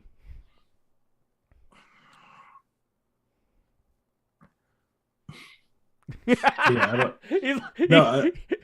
don't know if I want to say Spidey just because of all the shit I just said about Spidey prior, but Spider-Man would take that top spot easy with a bullet. For someone who didn't really care to do more origin stories, I was kind of, I don't want to say burnt out, but I can't think of another word on the top of my head right now. But you just weren't into it. You just weren't into it. Just someone who didn't. I wasn't really interested in another origin story about a new group of characters. Shang-Chi really did surprise me. Okay. I had a lot of fun with Shang-Chi and did not expect or plan on having a lot of fun with Shang-Chi. You didn't realize you were getting that Avatar movie. I wasn't even thinking about Avatar, to be honest with you. You didn't realize I was going to give you an Avatar movie. That never actually crossed my mind, to be honest. Yeah, actually, it's Shang-Chi is basically if you made an Avatar movie or like a Dragon Ball Z movie in like live action, but did it right. Okay. Black Widow. So here's the thing about Black Widow. I was upset. You and I have had this conversation several times on the cave. You have given me shit for it. People in the chat have agreed with me, have disagreed with me, this, that, and the third. But, I was always someone who brought up the fact that I hated when it was released. I hated how it came out after Endgame and everything that connotates, just correlates together. But the thing that I didn't know about Black Widow was that I always knew it was going to be a solid movie. Yeah. I didn't know about Florence Pugh, but I was really hoping not to like that character, and she has slowly but surely. She's charming. I hate that they didn't do this with Scarlett's character, in my opinion. Mm-hmm. With Hawkeye, with Black Widow, especially with Black Widow, she really put her best foot forward, and she was probably the best part of that movie to me. So I always knew Black Widow would be a solid film. I just didn't like where it was released. Okay, but yeah, I mean that's fair. I mean, that's not an unfair statement. Spidey, absolutely. Shang-Chi, man, I swear to God, Shang-Chi shocked the hell out of me, especially with what is it called? Ugly Fiji. One of them fucking waters. There you go. With her in it, I really was not expecting that movie to be as good as it was. But yeah, I would have to say No Way Home. I'd say Shang-Chi. I would say Black Widow for sure would take that third spot. And just to go back to, I'm not really interested in origin stuff, especially in the case of characters I've never really cared about reading, and I mean even the DC variant of them being the New Gods. That last spot would be Eternals, man. I don't give a fuck about Eternals. I'm sorry, Karen Gillan fans, Eternals fans who were talking about Thanos' ass for weeks on end because of the recent issue of that book. I don't give a fuck about Eternals. And I was really like, Angelina Jolie and Selma Hayek sold me on that book, and then you was like, oh, well, Selma Hayek not really in that movie like that. And I felt defeated, and I turned back over and went to sleep. Well, I mean, she is, the time she's there is used well. I'll put it that way. It's just that she's not, for reasons we won't go into right now, she's not a major portion of the movie. But to be fair, the character Ajak in the comics, not a major portion of the comics either. Ajak actually shows up very little in the comics. Okay. But I will say I'm in the same boat as you.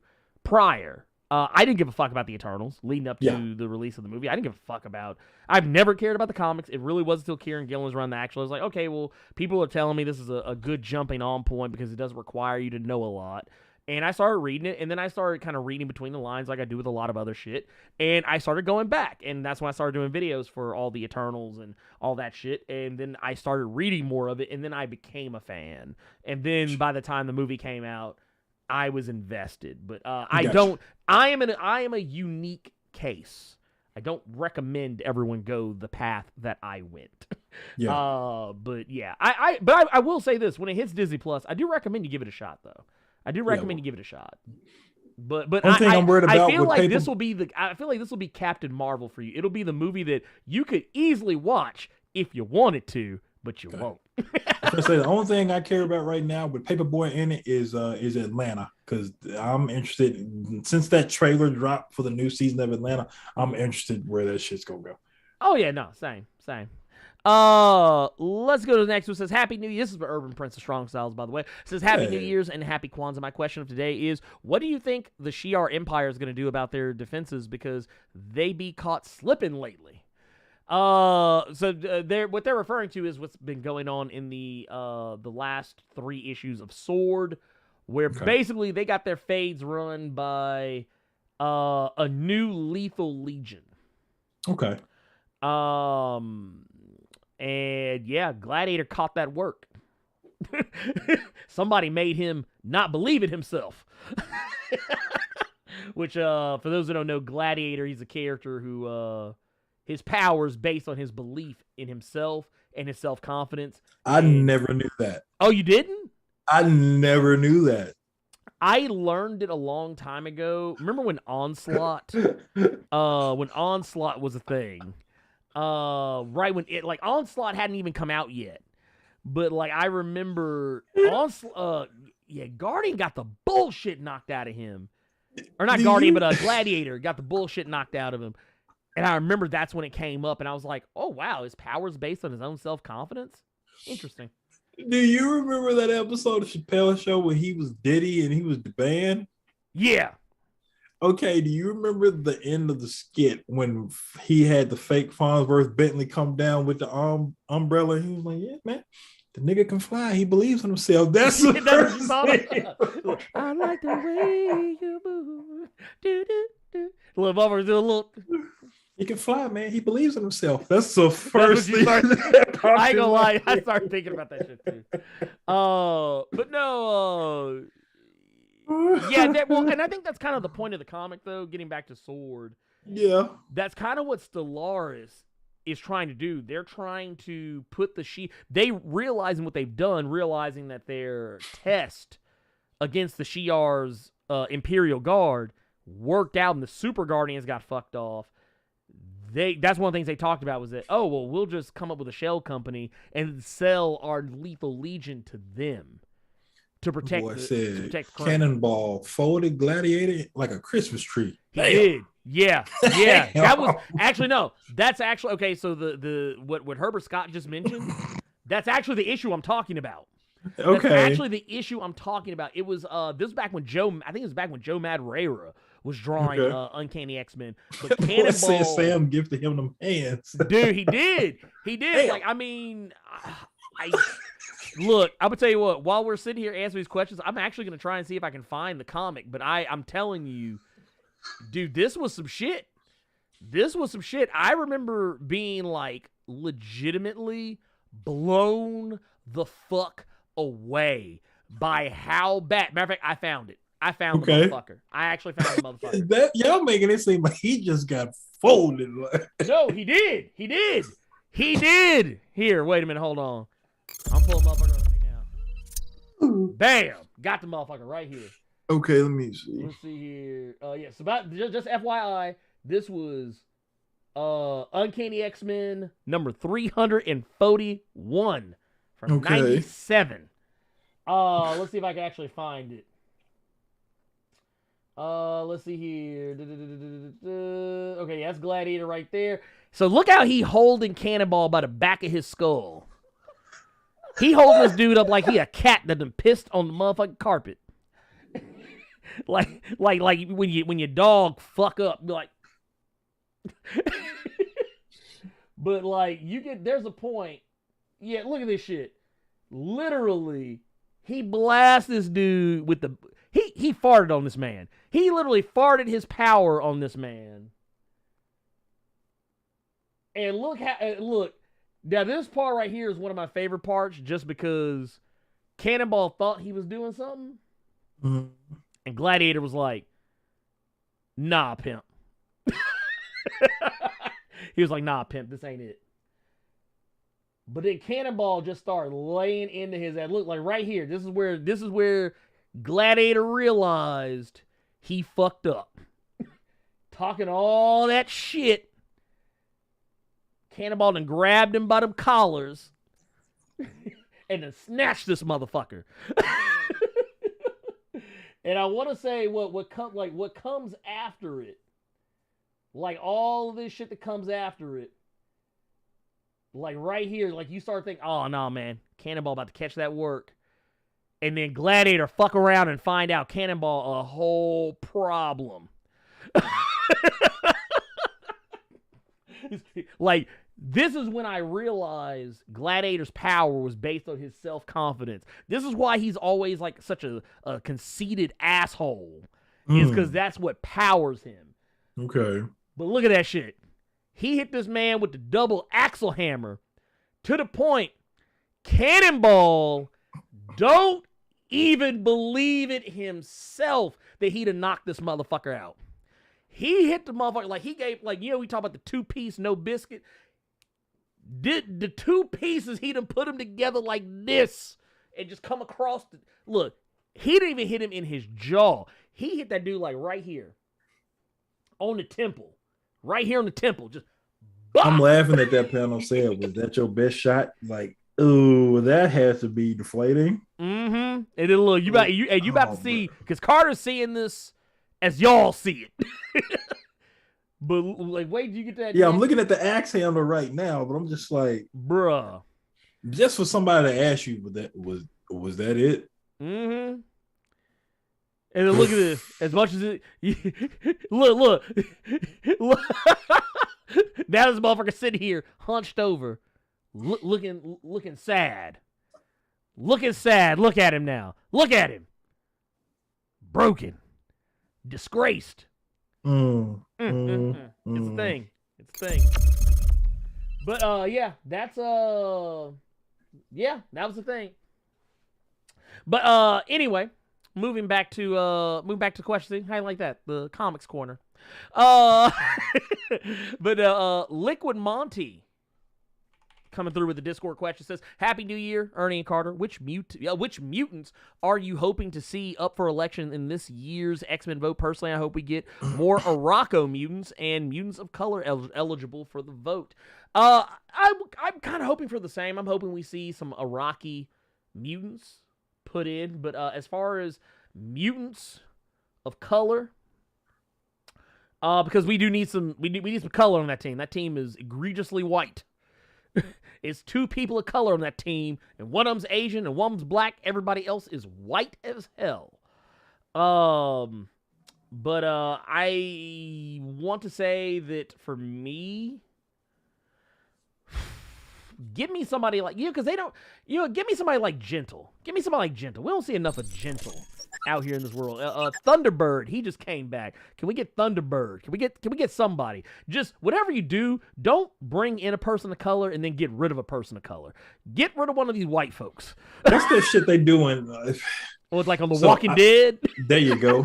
Because I actually made this joke to an old boss of mine because he had hired a new black guy, and I'm like, you're not gonna. Am I getting cut loose? He's like, what do you mean? Man, I seen him Walking Dead when you brought a new brother in here. That means you finna get another brother out. And he was just so shocked that I actually said such a thing. He couldn't help but laugh. But yeah, me, it's true. I don't know, dude. I guess I'm a casual. I guess I want Gambit on one of these fucking teams, man. I've seen Gambit's name get thrown around. I've seen his name. I want Gambit.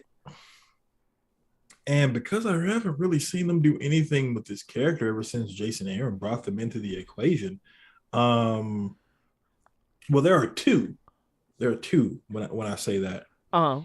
Edie from Wolverine and the X-Men. They do need to do something with her. They do need to do something with her, like immediately, please. And honestly, Genesis. Yeah, that plot thread has been just dangling. What the fuck came of that? Also, I won't just say not just Genesis as well, but Vulcan. Okay, I actually wouldn't mind Vulcan being on the team as well because Jonathan Hickman kind of set him up. He teed Vulcan up for some shit, and then that shit just got forgot about. Yeah, Empire came and they were like, "All right, get the shit out of here." But I do want to learn more about what's going on. And here's the thing. I don't give a fuck about Vulcan. I didn't start giving a fuck about Vulcan until just recently when Jonathan Hickman was writing the motherfucker. So that I'll tell you something. But yeah, that's me right there. Let's get into questions from the chat. So this will hear from Malik Kennard. Should black be removed in Black Panther? No, it should not be. Because there are other types of Panthers. So yes, I would like for it to stay black. Let's take Negro, or let's do that. Let's take Blerd out of Blerd Without Fear, and just put Negro who ain't scared. Negro ain't scared. You know what? It's actually funny, too, because I always tell the story, but originally, the channel was actually going to be named Nerd Without Fear. But when I was making the channel, someone else already had that name. Yeah. And they were still technically making content, but they stopped making content roughly after I'd started. But by the time they stopped making content, my channel was taking off. So I just decided to stick with my name. But the reason what made me double down on it even more than that was it was something that came up when I was reading about Black Lightning, when I was doing a video about him. And one of my favorite things about Black Lightning, whether some of y'all may or may not know this, is that Black Lightning, the reason why Black Lightning says that he has the name Black Lightning is because when he is taking down bad guys, He wants the cops and the criminals to know who they're dealing with. He doesn't want it to be left up to any interpretation whatsoever. It's why he doesn't wear a full mask. It's why he has the name that he has. He wants motherfuckers to know that it's a black man out there handling business. Kind of like what Jamie Foxx says in there's spoilers for No Way Home or whatever. Not really a spoiler, but there's a part in No Way Home where Jamie Foxx is talking about how, oh man, I just always thought you were black. And it's like, it was one of those kind of deals, and that's why I do it. And oddly enough, even with that name, there's still some people who assume that I'm white. Go figure. Yeah, there are people who assume. You're an ugly ass person for someone who thinks that. Exactly. We got one for I want somebody to find those old videos of yours. Because I've accidentally stumbled upon them. Oh Lord! Like way back when, and have laughed my ass off. Dude, I'm not proud of them. I'm not proud of them. I try not to. I try not to go back. Let's see. This is actually a double. We'll say. We'll do this as a double question from Tubes the One. It says, do you think the new threat to Black Panther could be White Wolf? No. Pretty sure if the rumors and the castings are to be believed, it's supposed to be Namor. But that's another. Or are we talking about the comics? You know what? Answer me this question. Yes. Have Namor and Black Panther always been a thing? Because I feel like it's only become more prevalent since Avengers versus X-Men, when Namor was possessed by the Phoenix Force and drowned Wakanda. No, they actually had beef before then. Okay. Back when Reggie Hudlin was writing Black Panther, it was the thing then. But that was a few years before AVX. Yeah. But they had beef with one another before that. Okay. But okay, I think I'm realizing now. I think he's talking about the comics. It could be the White Wolf, because we haven't seen the White Wolf in a while, and now that you've said that, I'm now rethinking it. But I still think that it's someone who used to be connected to Wakanda in some way. Talking about the current villains, the faceless villains that T'Challa is facing off with, in the current John Ridley run. And then there's what if Blue Marvel showed up in the Marvel movies? I would probably shit myself. No, I would not shit myself, but I would probably freak the fuck out if. I would lose my mind. I would lose my, because I would hope that they would make it a black actor that we don't know. Yes, because I think if we see a high profile black actor in these movies, our mind's gonna immediately go a mile a minute. Of who it could possibly be. Right, and see, I don't want that. Yeah, like I will basically say, if for me, I've already kind of given an answer as to who I would like for it to be personally on a. Oops, we lost Carter. Carter, did you close Zoom? I think Carter closed Zoom by mistake. Hold up. Oh, never mind. Carter's internet went out, so we'll see. We'll see if we can get him back. We'll see if we can get him back. Well then, shit. I'm just gonna kind of fly through these then. Let's see. Here, let me message him real quick. Let's see.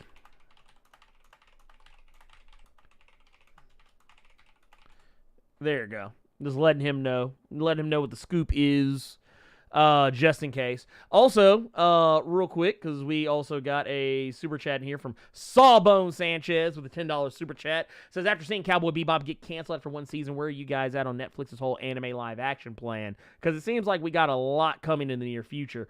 Well, for me, I'm not really looking forward to it anymore now, because it kind of seems like they are very willing to either cancel something outright if it doesn't get the kind of buzz that they want, which technically the way Netflix works is they go based off algorithm and word of mouth. So like, if a show like let's use Squid Game as an example.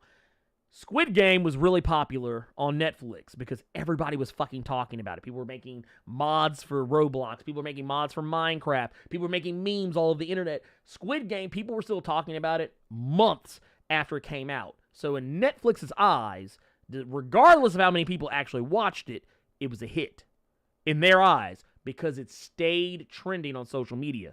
However, let's say something like Cowboy Bebop, which was divisive among people at best, and people kind of just stopped talking about it on social media within a week of it coming out. And what few people were still talking about it had nothing nice to say about it. So in their eyes, regardless of how many people actually watched it, it was a failure. If these other shows, like I think they're supposed to be making an Avatar when they're supposed to be making, I think they're supposed to be like a Yu Hakusho and a fucking Bleach and all this other shit. They're supposed to be making all this stuff. If it goes the same direction, that's what you can expect. More or less. Let's keep it pushing in. Let's see here. What do we got? Here, I'm going through, looking.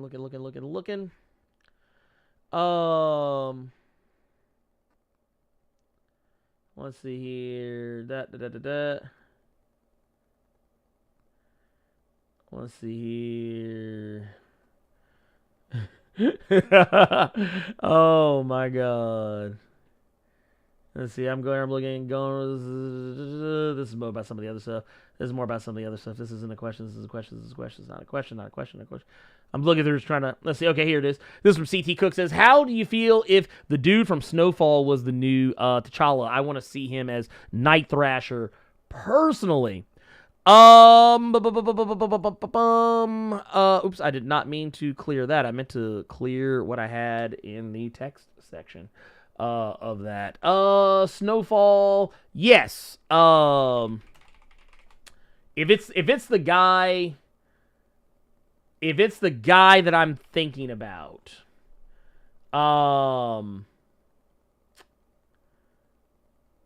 if you're okay, here I'm gonna pull this cat up, and if he is who we're thinking about, then I will definitely sign off on that. Here, let's see. I think this one. Let's see.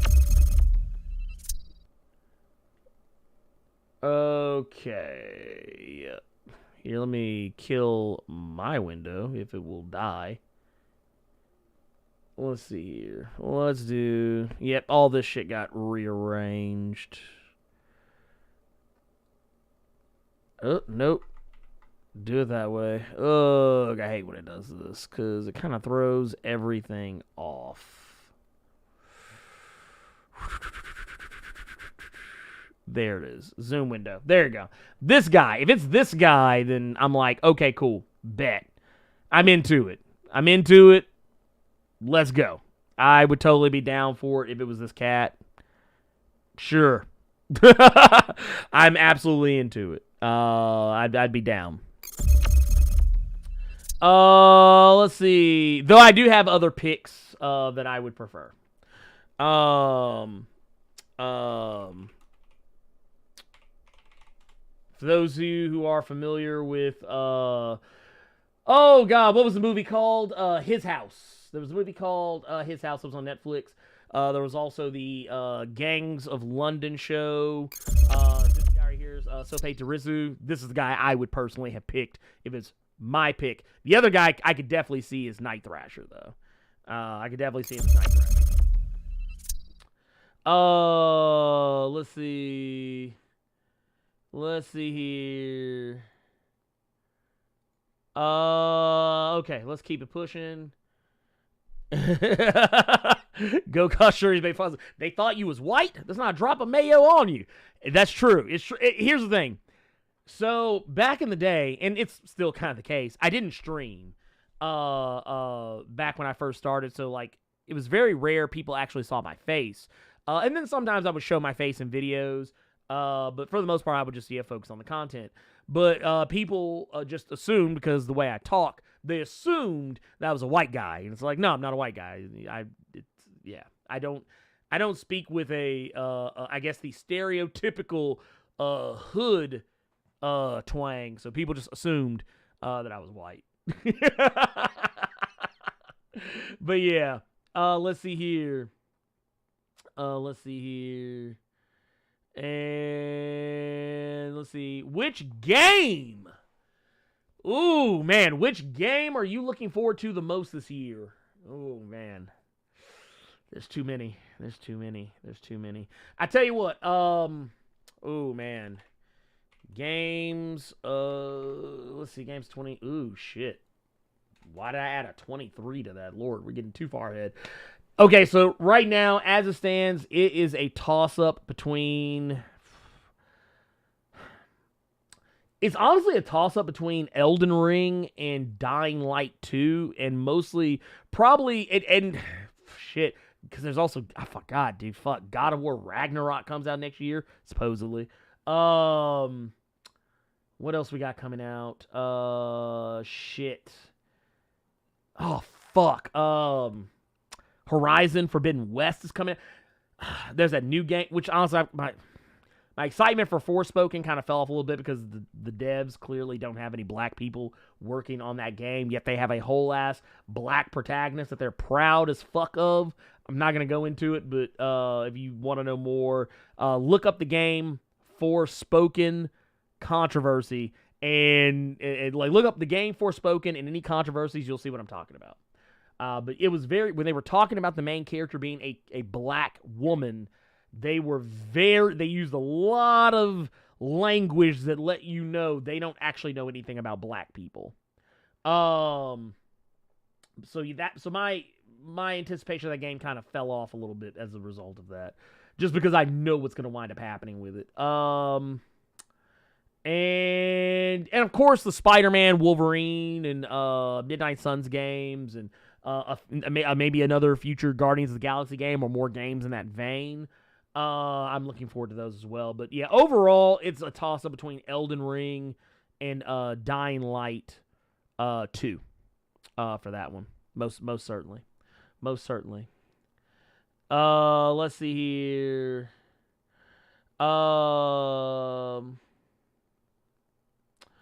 He says, you ever thought of making full story-like videos for each? I have considered it. But you know what? Here's the problem. I don't watch when other people do them. Like, so case in point, Rob from Comics Explained, Comic Story, and Benny, I know they do those types of videos for their channel, and from what I understand, they're very successful on their channel. I've actually considered it. My issue is that, what's the best way to put this? Whenever I see those videos on their channel, I don't watch them because I'm never on YouTube for that long. And usually those videos are anywhere from like an hour to 4 or 5 hours worth of video. Sometimes I think I've seen one from Rob that might have been 8 hours, for Christ's sakes. Oh my God. I was like, good Lord. Or it was like some kind of an omnibus type deal I think he did. I can't remember exactly. I would do them, but man, that would be, if I did it, it would be the only video y'all would see from me for like 6 months. Which I do need to get with YouTube's because I've been so busy, I haven't been able to get back to anybody or anything. I do need to get back with you. But yeah, it would be a thing that oh my God, it would be a task. We got one from B-Bolt Training with the $4.99 super chat. Says, Happy New Year. Super random question, but did you play Deathloop? Playing it now, and it's really good. Okay, so, yes, I actually bought Deathloop while it was on sale for like half off almost, or something like that. And I started playing it. I like the game, but I'm not as into it as everybody else is. I actually uninstalled it recently. Not because I wasn't enjoying it, but because there were just other shit I would rather play, and it was taking up space on my PlayStation 5. But I'm going to go back to it. It's just that, yeah, it's one of those types of games that, like, it's kind of a sandbox game, and it kind of requires you to want to play around and experiment with shit, and sometimes I just want a story. And right now I'm in story mode. I'm story mode Blerd. There's story mode Bay. There's story mode Blerd now. Yeah, it might be a thing. We'll come back to that. But no, I'm into it. I'm into it, but not as into it. I ended up switching to Life is Strange, True Colors, and Lost Judgment, and Tales of Arise. Because right now, I want a good story. And Deathloop has a good story. It's just that it requires me to fuck around a lot. And I don't feel like fucking around right now, is the problem.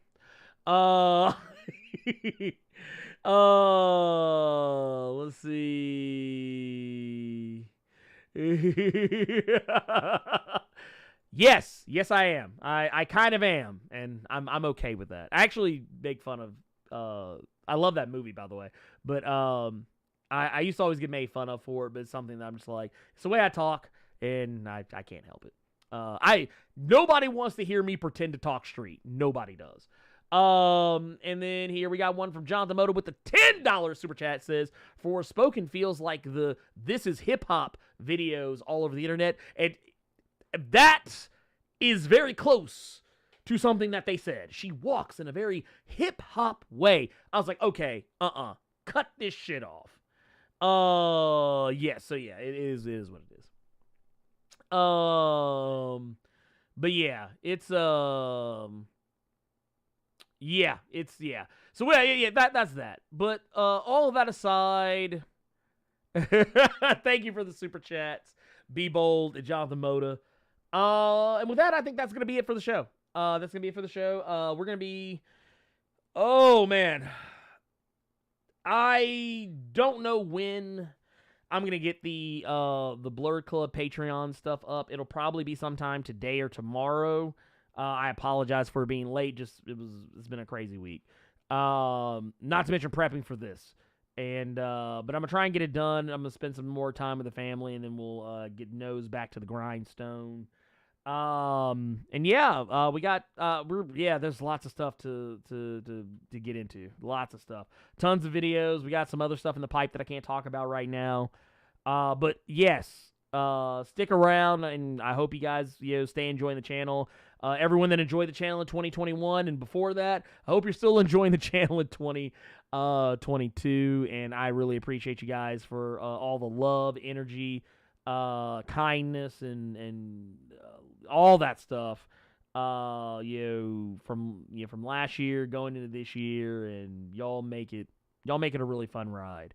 That said, I'm gonna get up out of here because it's that time. And I hope you guys enjoy the rest of your holiday. Hope you guys are having a wonderful, safe New Year's. Both the eve and the day. I hope you guys are enjoying them and, just being safe because shit's crazy out here. Omicron is out here fucking folks up, and I don't want them. I don't want y'all to fall prey to it. Big ups to everyone who is been dealing with this shit and has been been caught by it. I know we talked about Jose earlier in the show. I hope Jose that you're pulling through this. I hope your family is pulling through this. And everyone else, if you've got loved ones out there who have been hit by COVID, Omicron or otherwise, I'm praying for y'all to pull through it, and I'm praying that y'all don't have to go through this ordeal because it is serious. It's serious. This is something that's it's not a laughing matter. You see on my face, I'm usually a smiley, laughy guy. I'm not joking. This is something that's as serious as a heart attack, and I want you guys to be safe because I love you guys. But anyways, without being too sappy, I want you guys to keep it plus ultra out there in the streets. We'll see y'all next time, and I know Carter would say the same thing. For y'all to take it easy and be safe out there. We out of here. Bamf.